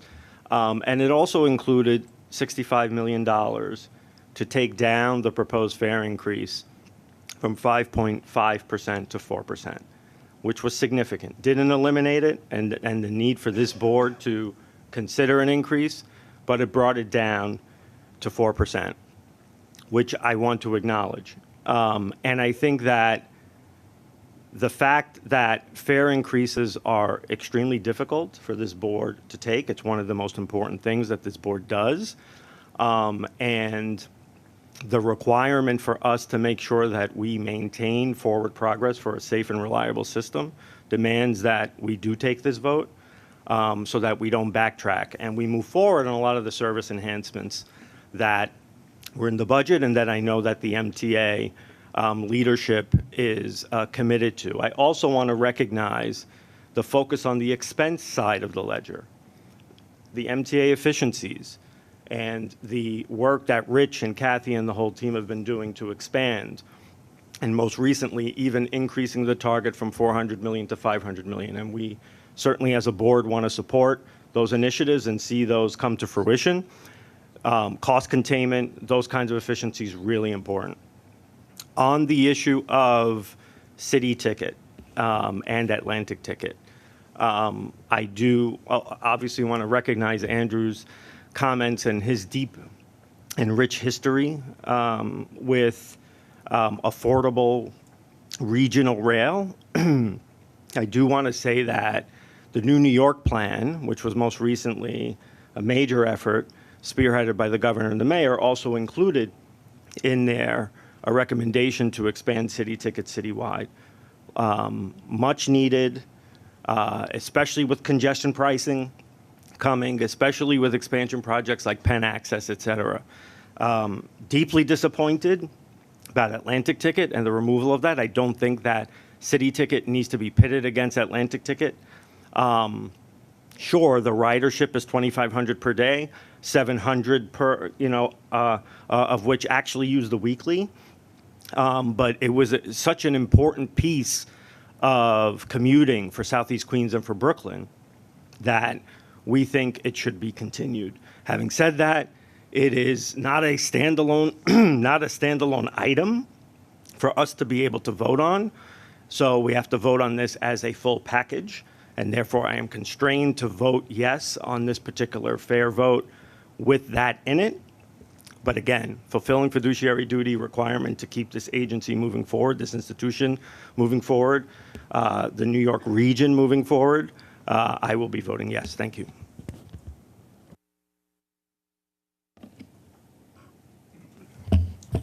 So on the balanced budget, I'm not going to repeat everyone because I know everyone's hungry, at least of which of myself. Unfortunately, there's no food back. And then on that note, I am going to assume that all the green graphics that Kevin put together were meant to represent green eggs, no ham. So thank you, Kevin. I know while you're on vacation.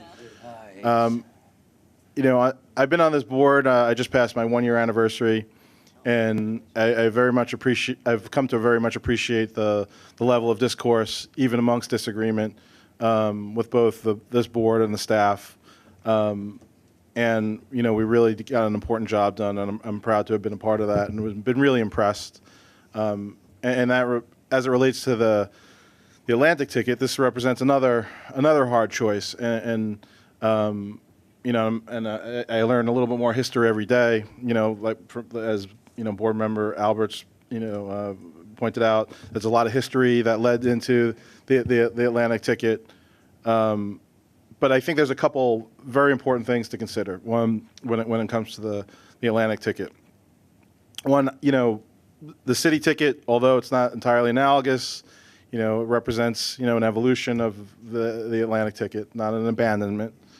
I also, and we've had conversation this committees on Monday, we have to really, really be mindful of our workforce and we heard the very impressive, job by this blue ribbon panel on fare evasion. We also know our workforce is on the front lines of so many of the matters that we discuss. And, fare confusion is something that we know is something that has high potential to put our frontline workforce in a position that we're really trying to get away with, So I think that's important to consider. I also think another important consideration, and again, this is, I've been very, very pleasantly surprised over the past year to realize how innovative that this board is willing to be, and primarily the staff has been willing to be. And having many experiences with other, 8 large agencies, not as large as this one, I understand how things could get mired, in bureaucratic thinking and preservationalism. And this is an agency that is positioned itself to try new things and to be dynamic and to respond to very dynamic conditions, which no one could argue that we haven't had to respond to. And if we disincentivize this ourselves as an agency, the board and staff, from trying new things, because every time something is introduced, we put ourselves in a position that we cannot make an amendment or change or evolve into something else, that is a very, very powerful existential condition that could bind us from getting where we need to be. Whether it's, with moving from an Atlantic ticket to city ticket, or even, as this afternoon, we're going to see a lot of conversation about congestion pricing. We don't have a choice but to change. We don't have a choice but to try new things. And I think that we have to be mindful of that every time, something like this comes up. And I will never diminish whether it's 600 riders or 1 rider. We have a responsibility to manage the whole coop without trying to break any eggs. I'm going to keep rolling with it. So we can't diminish any rider's experience or any rider's condition or any rider's hardship. But we cannot disincentivize ourselves from continuing to innovate and respond to conditions. And this will be a continuing conversation. So, we will be able to monitor, and Board Member Valdivia said it right. We've been able to have really great conversations, and those will continue. Nothing's there's always the ability to continue to change and respond. So I'm very supportive of this, of us, adopting, the hard work that went into this fair decision. Okay. Riders Council Representative, Mr. Glucksman. Thank you to the staff for everything you've done. I'm not going to repeat. Thanks for West of Hudson. I support the Atlantic ticket the way the weekly thing is that we've heard from the public speakers. If there's a way that it can be kept or modified later on or added back, I would appreciate it. Thank you. Okay. Mr. Mack. Well, I can echo the same. Congratulations to everyone. All I can say is I also tend to agree with my colleague Sam. We got to look for our employees that we don't have confrontations and confusion. And I think, Sam, you're on the right track. And again, it's my pleasure to vote for the for the budget. Yes. Okay. So, Ms. Lopez. Very quickly, thank you, Mr. Chair. I echo the sentiments and concerns expressed by my colleagues, and I also want to wish everybody a happy first-year anniversary to, I believe it's like half of us who started last June. But this board works extremely hard, but your staff works even harder, 24/7. I think that we need to focus, and we have been focusing on the cleanliness, timeliness, safety, and also accessibility, because we've heard that loud and clear from the public every time we have our committee meetings and our board meetings. And I think we move forward by trying to reach our 80% increase in ridership. That was made very clear by Kevin when he presented on Monday. And I think that that open data system that was presented to us will certainly provide us additional data that we need to make informed policy decisions as we move forward. 2025 will come very soon, and we will have to revisit these discussions once again. I feel for everybody, these are hard times for a lot of working class folks. And this, I'm supporting this. I agree with my colleague, Neil, that this is a modest increase, but I also understand that a lot of people will be impacted by these decisions. So thank you very much for giving me the time. Any further? Mr. Brown? Yeah. First of all, I agree with a lot of things everybody says here, and a lot of these things I do think are substantially achievable.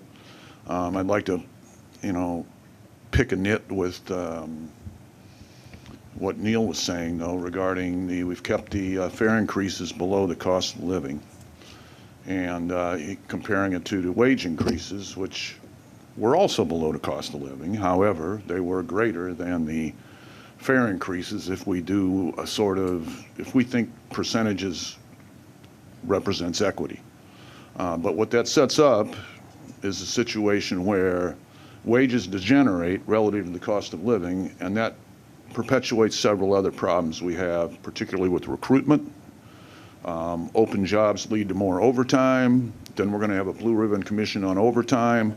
We've been through this cycle before. Now, how do we get out of this mathematical conundrum is through the efficiencies. And, these are substantial efficiencies we promised, and the only way to get to them is by being creative in how we address these things. We also address it by higher ridership, higher capacity utilization, more service, which, you know what then? You need more workers when you're running more service. So now you're back to, you got to hire more people that when you can't keep up with the cost of living. So there's a lot of stuff that gets turned in on itself, but I'd like to point out also that one of the big successes we've had this whole time is the simple app we're using. The other day, everybody was bragging about this app. The app was done inside the house. It was done by our employees. Our members did this. And we can do more. We can claw back work that you go to the outside consultants on. This is another source of future efficiencies in a system. And a lot of good stories here. We're moving in the right direction. Atlantic ticket, city ticket. I'm curious how this, when we go to equity, nobody mentions the equity to the express bus riders, who now seem to me to be, you've taken fuel from one wing of the airplane. You got to take fuel from the wing of the other airplane, or the airplane's going to be all out of balance. Is this too much mechanical metaphors now? But this is kind of what it does here. To continue the metaphor, we're going to land this plane, right? So here's the bottom line. What we're voting on today is the fare increase, but it's the last piece of a balanced budget plan that was championed by the governor and the state legislature. Controller DiNapoli looked at our budget situation when we were talking about the fiscal cliff 6 or 9 months ago and said, the MTA is going to have to raise fares, cut service dramatically, but also raise fares by 75, 80 cents a buck to maintain its balanced budget. We're statutory, all of us are by law obligated to pass a balanced budget.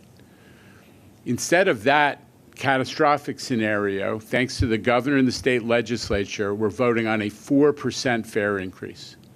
And it's a resumption of the historic pattern of small fare increases every second year so people can plan on it, so it doesn't suddenly blow anybody up. The years before they did those every 2-year small fare increases, every so often they would have a 10, 15% fare increase. When I went to the state legislature for my hearing, one of the members said to me, why do you have to raise the fare? For the first 40 years of the subway system, they kept the fare a nickel. And I said to her, it's a great point. At the end of that, the system went bankrupt and had to be taken over by the government. We need this to be responsible. This was part of the budget deal, that there was going to be a smaller, much smaller fare increase, but there would be a small one. And we're making good on this last brick in this amazing edifice that is the restoration of the MTA's financial stability. It is an important moment. It's not without its downsides, because people, anytime you're asking people to pay a little more, you know that has consequences. But for everybody who depends on this transit system, like I always say, mass transit is like air and water for New Yorkers. We need it. And if it had been allowed to go bankrupt, we'd be talking about something very different in terms of fare increases and service cuts and layoffs. The governor didn't let it happen. State legislature didn't let it happen. And now we're talking about a small fare increase. There's also today another thing to celebrate, which is we are achieving one of the holy grails for many of us in transit in New York, which is a universal 24/7, 365 discount for people inside New York City to ride the commuter railroads, to save time, as Andrew said. We were experimenting with a different version of it for a while. That's what Atlantic Ticket is. It was an experiment. Now we're blowing it out to the whole city in the peak as well as the off-peak. That is an amazing, amazing moment that will change people's lives for the better, because they can, instead of riding an E-train for maybe 50 minutes to get into town, they can get to town in 18 to 20 minutes and back and forth to their families and so much more. So that's an amazing thing. It's in the peak when the dominant numbers of commuter railroad customers are coming. And, you know, I just don't want us to miss the forest for the trees. What we've accomplished with this budget and with this universalization of the commuter rail discount is historic. You are part of that history, and New Yorkers are going to, I hope, appreciate how important this moment is. So with that, I'll call a vote on the fare increase and all the associated pilot actions. And I'm going to ask for the ayes and nays. So all those in favor? Aye. Okay. All voting members counted. Any nays or abstentions of any kind? Okay. The item is passed. I thank you. With that, I believe that we are ready to take a motion to adjourn. The toll increase. What? Oh, tolls. Oh, yeah. So the tolls are separate. Sorry. Tolls are separate. Where is this? Okay. I got it. Okay. So next, I will describe the actions before the board that relate to toll changes, which is a separate vote from the fare increase. It is the final brick in the budget plan. Today, TBTA first seeks board approval and adoption of a resolution finding the proposed crossing charge schedule increases will have no significant adverse environmental effects under SECRA, adopting the Type 2 determination and negative declaration, authorizing the execution of the negative declaration, and finding the proposed increases just and reasonable within the meaning of the General Bridge Act of 1946. Secondly, TBTA seeks board approval of the next resolution in today's materials that will, 1, repeal the prior crossing charge schedule and adopt the attached crossing charge schedule for use of TBTA facilities, and 2, authorize the taking of all such steps that may be necessary and desirable to establish, implement, and permanently adopt pursuant to law the new crossing charge schedule, which contains rates that vary by payment method, 6% for EZ Pass customers, 10% for tolls by mail, that generate a 5.5% revenue yield. The toll increase will go into effect on or about August 6, 2003. I submit these actions as described more in detail in the July 2023 toll change book staff summaries for board approval. Okay. Is there a motion? Is Ms. Soren. Any discussion? Any comments or questions from the board? We'll take a vote. All in favor of the toll increases as proposed? Aye. Any opposition or abstention? Okay, the motion carries. Now, am I correct? I can ask for a motion to adjourn. I will take the motion from Mr. Mack. Second, Mr. Solomon. Thank you. We are adjourned.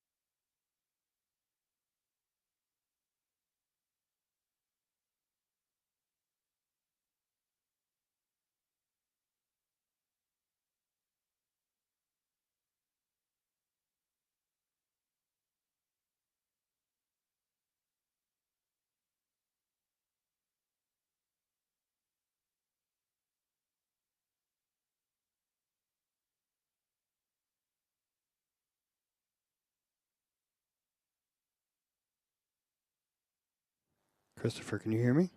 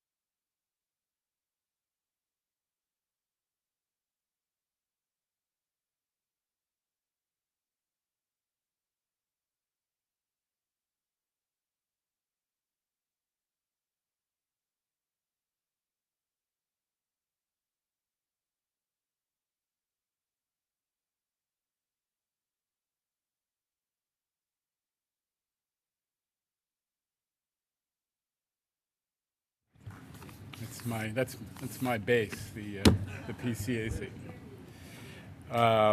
So, big meeting, mostly because we put the final, this is the keystone of the construction of a 5-year MTA balanced budget. A year ago, we were talking about massive service cuts, potential for huge fare hikes, layoffs, and today we're talking about a balanced budget that goes through 2027. I'm incredibly proud of what this board accomplished, but we did it with the advocates. I just want to shout out the advocates. We always talk about them. Some of them are here, PCAC, Lisa Daglian, all of you who supported us as we were putting together the package that Albany ultimately delivered. So we're celebrating that. Obviously, part of that deal in Albany was the restoration of small biannual fare increases, and we had to deal with that piece of business today. But the big picture is we avoided something really terrible, which we were looking at, which was something that New Yorkers really couldn't have put up with, which is a lot less service and a much, much higher price. We avoided that today. We celebrated a balanced budget for the next 5 years. So with that, Tim. All right, first question today is right here, Andrew Siff of WNBC. Andrew. Mr. Chairman, about 90 minutes from now, you've got some other folks who will be in this room, the Traffic Mobility Review Board. I'm just wondering, are you giving them any of your own view as opposed to what they should tell the exemption seekers? No, I mean, remember, people forget, we're operating under a state law that was passed in 2019. Congestion pricing is a state of New York law. So the law says that the MTA has to go and get the federal environmental process done. We did that successfully. The federal government approved congestion pricing. Now the action shifts to this board of experts who are going to look at discounts and exemptions and ultimately make a recommendation for tolling. So let's let them do their work.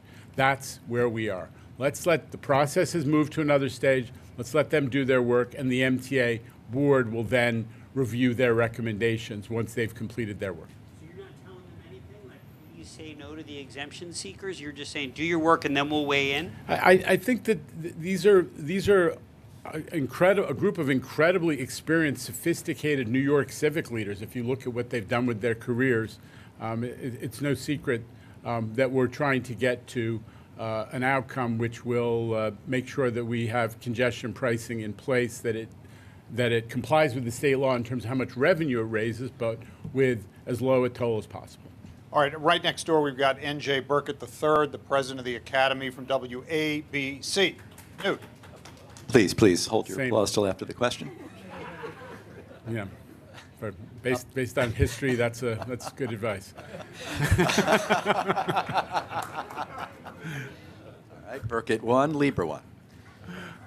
Mr. Lieber, we know obviously what the authority is getting out of this new revenue plan, hundreds of millions of dollars, but what are the riders getting out of this? Listen, we're embarked on this new phase of the process, and I'm not going to be going backwards to talk about congestion pricing. It was enacted as a law of the state of New York in 2019 about the reasons for it. We have to let the process unfold. We did a 4,000-page study that enumerated in detail what New Yorkers are getting out of congestion pricing. We analyzed it to a fare thee well.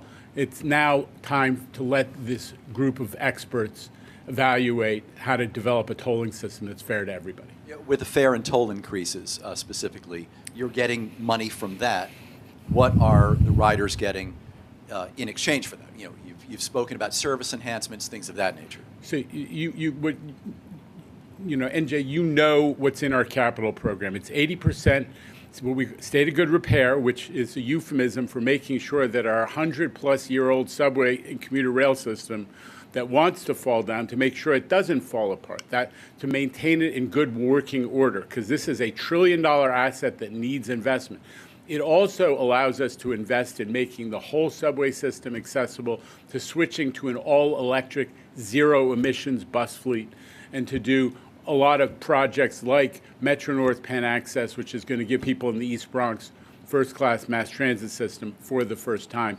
So much is in that capital program, it will be funded by congestion pricing revenues as the state legislature has dictated. If you want to take one more follow-up, if you were going for the fare and toll increases as opposed to congestion pricing, you want to clarify that, go ahead. Otherwise, we'll move on. Well, yeah, that was the second part of the question was in exchange for Is it the additional joint production of the MTA and WABC? What is, go ahead. I wasn't sure I was going to get the follow-up to the follow-up Yeah, is all the right. reason.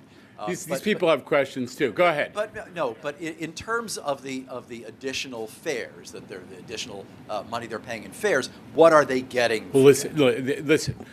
What we've got right now is the best subway service on the statistics in 10 or 12 years. We've got dramatic improvements in all, across the system right now. So that's what we're getting, is preserving the system where we're not dramatically increasing fares, which was what we were looking at a year ago. Not dramatically cutting service, we're actually increasing service, increasing midday service and increasing night and weekend service. That is what the fare and toll increase is funding, is more service and better service. All right, we move to Rai Rivard from Politico, attending, I think, your first news conference here at MTA headquarters. Good afternoon. Pricing. You've been sort of back and forth on whether you support exemptions for New Jersey. You seem to open the door, then you close them. Where is the door right now? Okay. I was trying to convey it politely. I don't want you to waste your question. I'm not talking about congestion pricing. Right now, we're embarked on the part of the process dictated by state law where this group of experts, the Traffic Mobility Review Board, evaluates just what you asked, which is ideas for discounts and exemptions and what the tolls should be. I want to let them do their work. They're serious people. All right, we move next door to Evan Simcoe Bednarski of the New York Daily News. Evan. Good afternoon, John. How you doing? So I've got a couple of questions about the efforts to stop fare evasion. New York City's new favorite word, backcocking. The efforts to make the modifications to the turnstiles. Backcocking, blocking, right? That sounds very much like a New York Post headline. We're a little bit above that. This suddenly got more interesting. So that's sort of like the thunderclap I had yesterday. That one right there. It's a mic dropping moment. Go ahead. My back of the napkin math has, if the rough estimate of $2 million, for the number of turnstiles in the system, about, $570, $600 per turnstile, about 2 years to do this. If there's $46 million on the line, is there a way that we can step that up and do that more quickly? What resources need to be put in place to do that? I'm thrilled that you're exhilarated by how that we should do it even faster. I want to emphasize what's already been accomplished, which is that our in-house engineering team at Subways figured out how to stop one of the chronic methodologies of fare evasion, which has been around as long as I can remember, and I'm a lifelong New Yorker, which is figuring out how to stop backcocking.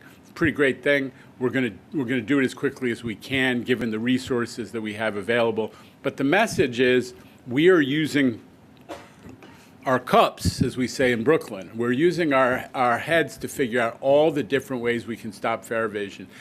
And it used to be we just thought about fare evasion, as it was said at the meeting, just in terms of enforcement. We're going to be using ideas about how do you discourage fare evasion by changing the physical infrastructure. So that's the exit gates, the turnstiles themselves, the existing turnstiles, make them less conducive to backcocking and other ways of evading. So we're being creative, and we're going to execute it as quickly as possible. Rich, anything else you want to say? Can I ask a quick follow-up on the exit gates, which I think we've referred to before as the superhighway of fare evasion? The current plan to put a delay in place, can you talk a little bit about how that would play out in an emergency situation when there was an active shooter on a platform? That's the reason that it's going through the Code Authority review process. In a lot of the modern situations, you can when there's an emergency alarm activated, it automatically causes the turnstiles and the barriers to open. Okay. We have to make sure that we have the capacity to do emergency level egress in compliance with the code. That's what the evaluation is getting at. But I want to, I want to make sure that those exit gates stay closed. Just today, I went through Atlantic, the 4th Avenue entrance to Atlantic, and and there were some cops who were standing by the stairway, and I dragged them over to stay within view of, because I saw the exit gate open. People use it as a quickie form of egress, even though there's a sign that says not for normal egress on it. And the door opened, and 3 or 4 people just walked in. So I dragged the cops over to be eyes and ears on that. And the station agents who are out of the booths are now starting to pay attention to that. And what we're trying to deter, Evan, is the opportunistic fare evader. We've all seen it. It's the person who has their Omni open on their phone or their Metro card in their hand, and they see the exit gate open and they just veer off and try to get a free ride. They're determined fare evaders, and they have their own ways. But the first level is people who are really, not planning to fare evade, but unfortunately see an opportunity and take it. All right, now responding from the New York Post, Nolan Hicks. Nolan. No response is needed. I guess I have a couple of Penn Station questions.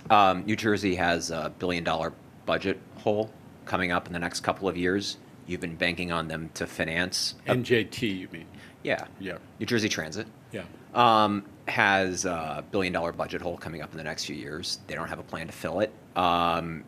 And that would seem this to call... is a lead into complementing the MTA on our successful budget, balanced budget? No, That's it's where we're asking, going? Yeah, it's asking how you're going to pay. settle this. Yeah, Yeah. Exactly right. Okay. How are you going to pay for a $7 billion Penn Station plan when New Jersey has no cash? Okay. So right now, New Jersey and New York and Amtrak are paying for the much bigger Gateway project jointly.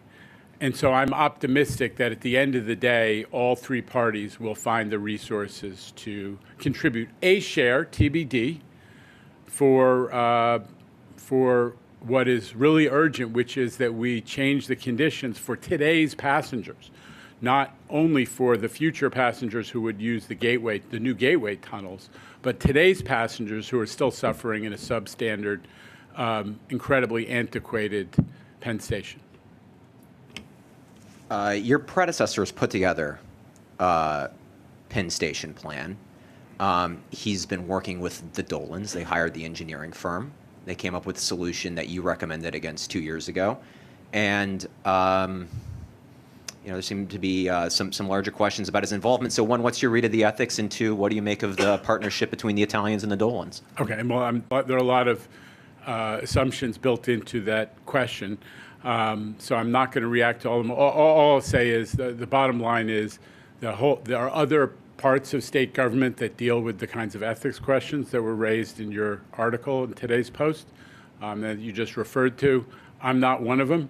But I will say this, which is the idea that, fixing Penn Station, which is 70% MTA customers, MTA riders between the 2 subway stations and the Long Island Railroad, is not an MTA project. When we led the master plan that was developed and rolled out a couple of years ago, and when we just finished a $700 million project inside Penn Station, and when we have a lease over that whole level of Penn Station, that doesn't make any sense to me. That one aspect of the story doesn't make any sense to me. I'm not going to say anything else. All right, moving on to Antoine Lewis down there from Fox 5. Antoine, good afternoon. Okay, Jano, good evening, afternoon. Hi, Antoine. Question for you. The budget is balanced for the next 5 years. A lot of commuters, strapping us, have expressed anxiety that we may be back here again even before that time. What do you want to say directly to those who are worried that this may just be a Band-Aid and we may be back here again saying we may have to... Well, number one is this is historic. Never before, at least in the last generation, has the MTA had a 5-year balanced budget. We have It is a realistic budget because, one, MTA has already demonstrated that it has the ability to save hundreds of millions of dollars with efficiency. So we've actually started implementing that element of the budget. Two is that we not only have some new revenues from state government, but we have a share of the coming casino revenues, which I think are upside, that's going to be potentially a source of upside, as to say, protection of our balanced budget for a very long time, and that we have realistic projections. We're not counting on getting every rider back, Antoine, who was ever, pre-pandemic. We're not counting on complete elimination of work from home and hybrid work. We're making realistic projections of ridership. And we have, as you heard today, if you saw the board meeting, we have an aggressive plan to combat fare evasion, which has cost the MTA money. All those things put together ought to give people confidence that this is well managed and the budget balance is real. Anna Lay back there from the New York Times. Anna. Hi, standing today. Yeah. I have a couple of Eric Adams questions. Have you noticed any changes from the NYPD in terms of their approach on fare evasion since the Blue Ribbon Panel report was released? And I'm also curious if you've gotten any sign from City Hall that they might double the salary threshold for fair fares, like many people have been calling for. Okay. So in the latter question, they just came to an agreement with the council. And fair fares, the proposed expansion of fair fares was a significant element of that. They reached a compromise, which was to raise the eligibility threshold by 20%. There have been calls for it to be raised much more, but that was a compromise achieved, and they added money to it. So my focus now is not on second-guessing the compromise that has already been achieved, but rather on making sure that we all get out there and sign people up for fair fares. Anna, the biggest disappointment right now in this whole area is that there are 700 now, thanks to the increase in eligibility, there are probably 1 million New Yorkers who are eligible for fair fares, but only 200-some thousand people are actually signed up for it, and many of them aren't using it all that much because they don't even know that they have this benefit, because it came to them when they applied for food stamps or another public benefit. So we all have to get out there and make sure that people who are eligible are enrolled in the program, that they know that they are entitled to a half fare program, and they start taking advantage of it, because it is one way to increase opportunity and access to education and health care and so much more for people of low income, and we want them to benefit from it. So that's what I'm thinking about on the fair fares area. Listen, we have an incredible partnership with the NYPD. The Chief Kemper, who runs the Transit Bureau, has been a great partner. We actually we briefed him fully on the Blue Ribbon Panel report, and we've talked about elements of that pertain specifically to the police. One in particular that I called out, I think, in the board meeting is they have agreed to collaborate fully with us on this idea that we're going to have unarmed revenue agents, the Eagle teams, going on local buses. Historically, they've been limited to these, what they call the SBS buses, the buses where you pay in advance and take a receipt and so on. That hasn't been very successful. We need them on the local buses. They've agreed to work with us, not by themselves being the folks who do all the enforcement, but by doing deployments of additional NYPD officers, not Transit Bureau, but above-grade NYPD officers, to support the new unarmed bus fare enforcement teams. That's been something we've worked on with Chief Kemper and his team, and we're putting our deployment plans into place. All right, and we're going to go out east now via the Zoom equipment. Alfonso Castillo of Newsday has safely pulled over so he can ask a question. Go ahead, Alfonso. I don't take questions from people who are in automobile transit. He appears to have pulled over, sir, on the side of the road. Parked outside the Hicksville Long Island Railroad Station. Okay, good. That'll do it. Yes. Earlier this week, the Long Island Railroad released its latest customer satisfaction survey.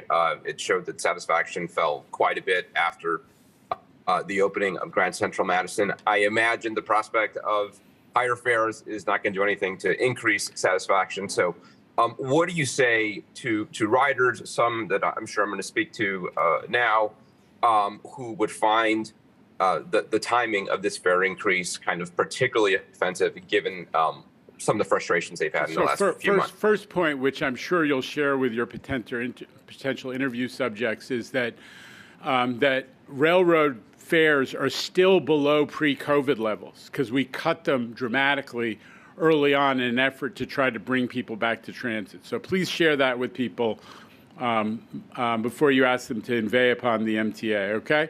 So that is, seriously, that is, I think, hugely relevant, is that the fares are still lower than they used to be, even though everything else in life has gone up. I mean, I actually have on my desk a list of how much the price of Newsday and the New York Times and the Daily News and the Post has gone up. I don't know the price of Streets blog, but seriously, everything else in life has gone up in cost, and everybody wants us to fairly pay our workers who themselves are experiencing the realities of, of inflation in life, and not to mention the fact that they worked heroically through COVID. So we all need to accept that, the MTA raising fares 4% when surrounding inflation of the last several years is well in excess of that is responsible, and what it delivers is balanced budget that preserves service. In the case of the Long Island Railroad, and you should also mention this, we've gone from 600 plus trains a day to 900 plus trains a day. It obviously has, disrupted travel patterns for a lot of folks, and we're all, people are settling down to slightly different commutes.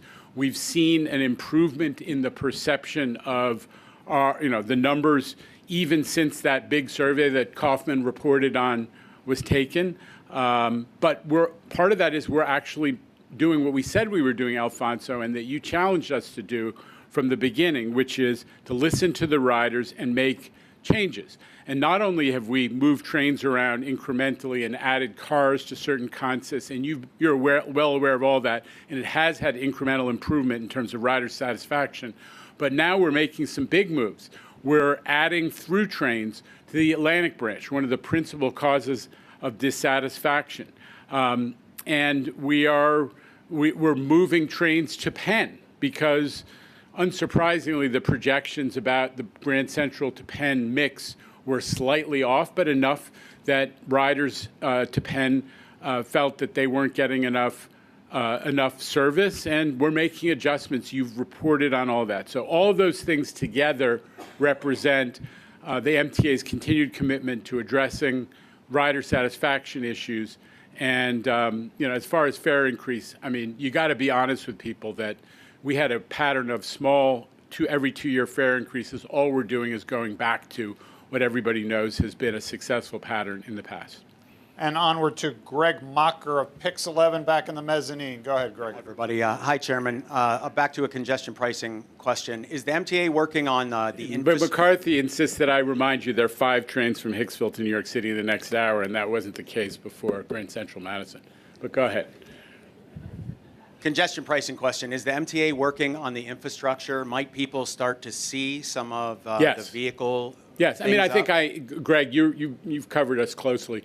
The answer is yes. When we got the federal environmental approval, we immediately kicked into gear and gave a notice to proceed to the contractor who's responsible for installing the infrastructure. And they are starting, I mean, it's not an invasive system because it's just cameras and sensors. But yes, we've started that installation as we've also started to build out the software, what we call the back office system for capturing toll information and generating bills and so on. All right, Michelle Caskey is here from Bloomberg News. Michelle, good afternoon. Hey, Jano, since you have 0 deficits now through 2027, I don't have any questions for you. Okay, I wanted to drop ask. That mic, sister. Yeah. I wanted to ask you about congestion pricing and, what would you say to whether it's Governor Phil Murphy or anyone else who's saying, look, there really does need to be a longer formal environmental inspection. I think you got to go study. back and look at, I've asked and answered that question so many times now that I'm going to take a pass on that one, respectfully, Michelle. But I'm happy to entertain another question, because I think we've asked and answered that many times in this forum and otherwise. Okay, so how about with climate change? You have a study coming out later this year, the Climate Action Plan that Jamie mentioned on Monday. And so how much do you think that climate change will be a part of your 20-year needs assessment and also your next capital plan? That's a great question. It's a big piece of it. But I'm going to invite Jamie to come to the podium and talk a little bit about it. Yeah. Thanks, Jano. That's right. It's certainly addressing climate change is a big piece of it. We saw with the events, the heavy rain events that impacted Metro North service a couple of weeks ago, we can definitely draw a straight line between climate change and these kinds of events. And what we're doing is we're not just focusing on one kind of event, because that's always fighting the last war. We're doing a multi-hazard assessment. We're looking at every kind of climate hazard: heavy rainfall, sea level rise, coastal flooding, high heat, winter weather. There's one more that I'm going to remember as I'm answering. But all of that together we have to look at because rain events, yeah. All of that together we have to look at because we're addressing all of these things, and that will be a big part of the 20-year needs assessment, which leads us into the next capital program. And certainly the direct connection here is between what we get out of congestion pricing, the value that we get that we're able to put into the system in terms of capital, and addressing the impacts of climate change. So not only mitigating climate change through congestion pricing, but also addressing the impacts of building resilience in the system. Has the MTA built out an estimate of how much, or is it in the process of sort of getting this sort of an overall number of how much climate change is costing the MTA? Yeah. Well, I think actually the right answer is not to do that. The right answer is to say, climate change is a thing that we are only going to be able to address if we integrate it into everything that we do. So in some respects, I mean, think if you take the biggest step back, the MTA and our operations is the biggest way that we fight climate change. We avoid 20 million net tons of carbon emissions per year by the fact that we're operating service. But then, the costs that we put into everything that we do in the capital program going forward are addressing climate change in these incremental ways, and that's the only way we're going to be able to address all these hazards. Yeah, I mean, obviously, the things we're investing are not only because of climate change. In many cases, that you have an old system, and having zero emissions buses is good for air quality, right? It's not just for climate change reasons, but we are committed to that for all those reasons. Okay. We're going to move on Zoom. Christopher Robbins has been standing by from Hellgate. Chris, good afternoon. Sir. Hello. Two quick questions about Penn Station. This week, the City Council debated how long they should extend MSG's operating permit and what they should get from MSG in return. The Planning Committee recommended 10 years, but some other council members have suggested that it should be much shorter time period. How do you see this vote affecting the plans to redesign Penn Station, and what specifically would you like to see the council decide here? Listen, the land use action, we're not really taking, it's not appropriate for us to take a position on that. But what we have asked for, and we've been very open, is some provision or condition in how it is structured that makes sure that that the garden is cooperating in a way that makes it possible for the railroad station and all the railroads to have just a much better station for passengers and for all three railroad operations. And for the subway. I mean, don't forget that the 8th Avenue station and the 7th Avenue station within on 34th Street are together the largest single subway complex in our system. So this is as much about the subway passengers as the railroad operations that always get talked about. So those are, that's really our position, is that they need to have a condition or a structure or requirement that gives us all the assurance that the opportunity to make Penn Station much better for the riders It's the busiest transportation facility in North America, is guaranteed, and we don't just kick the can down for another, whether it's 3 years or 5 years or 10 years or whatever, and have the same discussion at that time. It needs to be done now. Last question for you. Has the ASTM proposal at all affected how the MTA is approaching Penn Station? Would you consider any of the elements? Yeah, I mean, good enough to borrow? It comes down to a debate about what ought to be done on 8th Avenue, and that's not an illegitimate debate. You've heard our views on whether, because of the passenger, where the passengers are, what ought to be prioritized in terms of expenditure. That's the whole debate. But whether it's ASTM's version of the world or ours, the same things are needed from Madison Square Garden. We need cooperation on getting the taxiway so that we can turn it into an open, skylit train hall to benefit the 7th Avenue customers, who are by far the dominant number. The huge majority of the customers are coming from 7th Avenue. And we need real estate accommodation so that we can dramatically improve the entrances on 8th Avenue. In our version, that's the two corners, the 8th Avenue and 31st Street and 8th Avenue and 33rd Street corners. And we need that in whether it's ASTM or the ASTM's ideas or ours. The only disputed issue is whether we would buy out the Hulu Theater from the Garden and pay the extra cost, which is $700, $800 million or more, to disentangle all the mechanical, electrical, and plumbing systems of the Hulu Theater from the Garden Arena. That's, when people talk about, you've heard some people talk about the cost of the Hulu Theater, it's not just the cost to acquire it from Madison Square Garden. It's also this additional construction cost to disentangle it. And that's, you've heard our views on whether that is a priority. I have, my own priorities, first, second, and third, are to make sure that, as I say, this 100-year-old subway system, which wants to fall down, doesn't. I got a lot of stuff that I got to invest in to make it, ready for climate change, ready to the era of climate change, and so many other things. That's why we're having this debate. All right, Dave Colon from Streets Blog. Dave, good afternoon. Hi, everyone. Hi, Jano. Jano, I had a couple for you. One was, I know that Rich talked a little bit about Fordham Road and an update on what things are going on there. And I know that he mentioned that he hopes that DOT sticks with you guys, sticks with their plan. I think that there are some worries that in light of McGinnis Boulevard and City Hall saying you got to go back to the drawing board, do it again, that could happen on Fordham. So I'm just curious, what does this mean?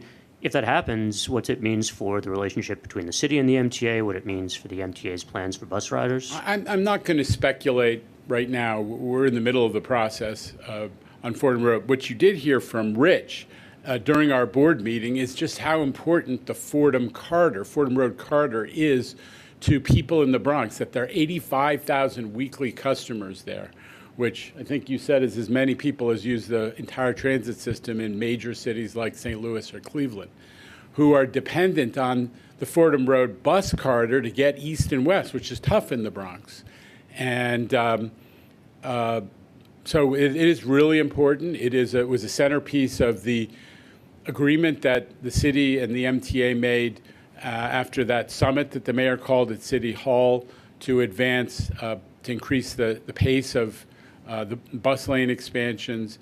And we've also worked closely with local electeds to kind of build a little more understanding of how this could benefit Bronxites. I mean, some of the institutions are saying, well, we're only worried about the tourists that come from Manhattan or Westchester. We're saying, and them being able to park, and we respect that. And there seem to be other ways of solving that with municipal lots and other ways, but we can't de-emphasize and under-prioritize the lives of people of the Bronx, some of them also Upper Manhattan, who are trying to get east and west across this incredibly busy corridor, because the subways run north and south. They got to be able to get east and west, and they got to be able to get to those major employment centers and educational facilities. That's why it's a priority, and we'll hope that it all carries through. And then I was wondering, you were taking some brickbats on the ditching the free transfer from the Atlantic ticket. And, you said the city ticket is a historic achievement and expansion. Yeah. But I guess I'm just wondering, we've got Penn Access coming up and you have other options to get people onto the LIRR and Metro North. I mean, is there going to be another kind of historic, eons long wait for people to see something like a transfer added to the city ticket? Listen, or is we there going to be a can- study? No, I mean, listen, that's a fair point. Like, when we're talking about fares, our board members and advocates are entitled to pitch for what they think is the right fare innovation, right? And we expect that to include, and we've talked to the PCAC a lot, they've been very consistent and productive on this. They speak for a lot of riders, they've been innovators, and they prioritize having more connectivity, more discounting of subway and bus travel for people also using the commuter rails. That's fair. We will study that when we come back to the next version of fare adjustments and pilots. But in the meantime, I don't want it to be missed. This is my repetitive theme. The forest for the trees, that we are making commuter railroads citywide. 2 years ago, it was limited to the weekends. The discounts for commuter rail travel by New Yorkers within the city were limited to the weekends. Now, it's not just off-peak, but it's in the peak. It's 24/7, 365 discounting, so that something I've been talking about with transportation geeks since the 90s is fully accomplished, which is making commuter rail travel inside the city more available and more affordable for New York City residents. That's a huge accomplishment. And there's obviously more progress to be made, and we're going to debate it, and we're going to study it, but I just don't want it to be missed that this is a milestone from that standpoint. All right, closing out the proceedings today is Ben Brockfeld from AM New York. Ben, good afternoon. Good afternoon, Jano. Ben. First question I wanted to ask was about the fare increase. Specifically, was there any consideration given to raising subway and bus and paratransit fares by a smaller amount and raising commuter rail and tolls by a higher amount? Given I don't have the data in front of me, but I think it's Clearly. fair. I think it's a fair assumption to say that the commuter I'd say all kinds of combinations are looked at. I think you heard this before. What the team, and where's Laura? There was some really great staff leadership by our team. Well, the prioritization, there were a lot of different combinations looked at. What people came to the conclusion is we want to prioritize the fares that have the most equity value, and that's why we are increasing the 7-day. First of all, we introduced the rolling fare capping for the 7-day Omni pass, and then just to make that increase a little bit smaller, because what we're seeing is that the people, the essential workers and the people who are the biggest users of the system, who benefit most from the automatic 7-day, are lower income than the more occasional workers who tend to be more hybrid or work from home types. So that's the way where we came out, is prioritize the people who are most dependent on transit, and we looked at that principle across all the different modes. And I also wanted to ask about the free bus pilot. During the presentation on Monday, I cannot remember who was giving the presentation, but basically there was a lot of talk saying, almost like this is going to be over in 6 months or 12 months, so don't get used to it. But so if it turns out to be a rousing success, significantly increases bus speeds, increases ridership, how much consideration would the MTA be giving to expanding it and making it permanent? How speculative do you like your questions to be, Ben? I mean, that's really the question I have back to you. Is you've included like 5 different factors. So we were asked to study this as a pilot to gain information. We've chosen routes that give us the best chance of fulfilling the mission of the legislation that said do a pilot, one route per borough, collect information, and we'll see where we are. We're in the process of doing it. I think that the team that came up with the routes took it seriously. That was my commitment to the legislature was that we would take it seriously and do it on the level. I've, in this forum shared with you my anxieties about, just general conversation about free. But we are doing it on the level, and we intend to collect the data and see what it tells us. All right, thanks everybody. Thanks Jano, Rich, Jamie. We'll see some of you back here at 4 o'clock Eastern Time on the same feed for the Traffic Mobility Review Board. But for now, good afternoon from Lower Manhattan.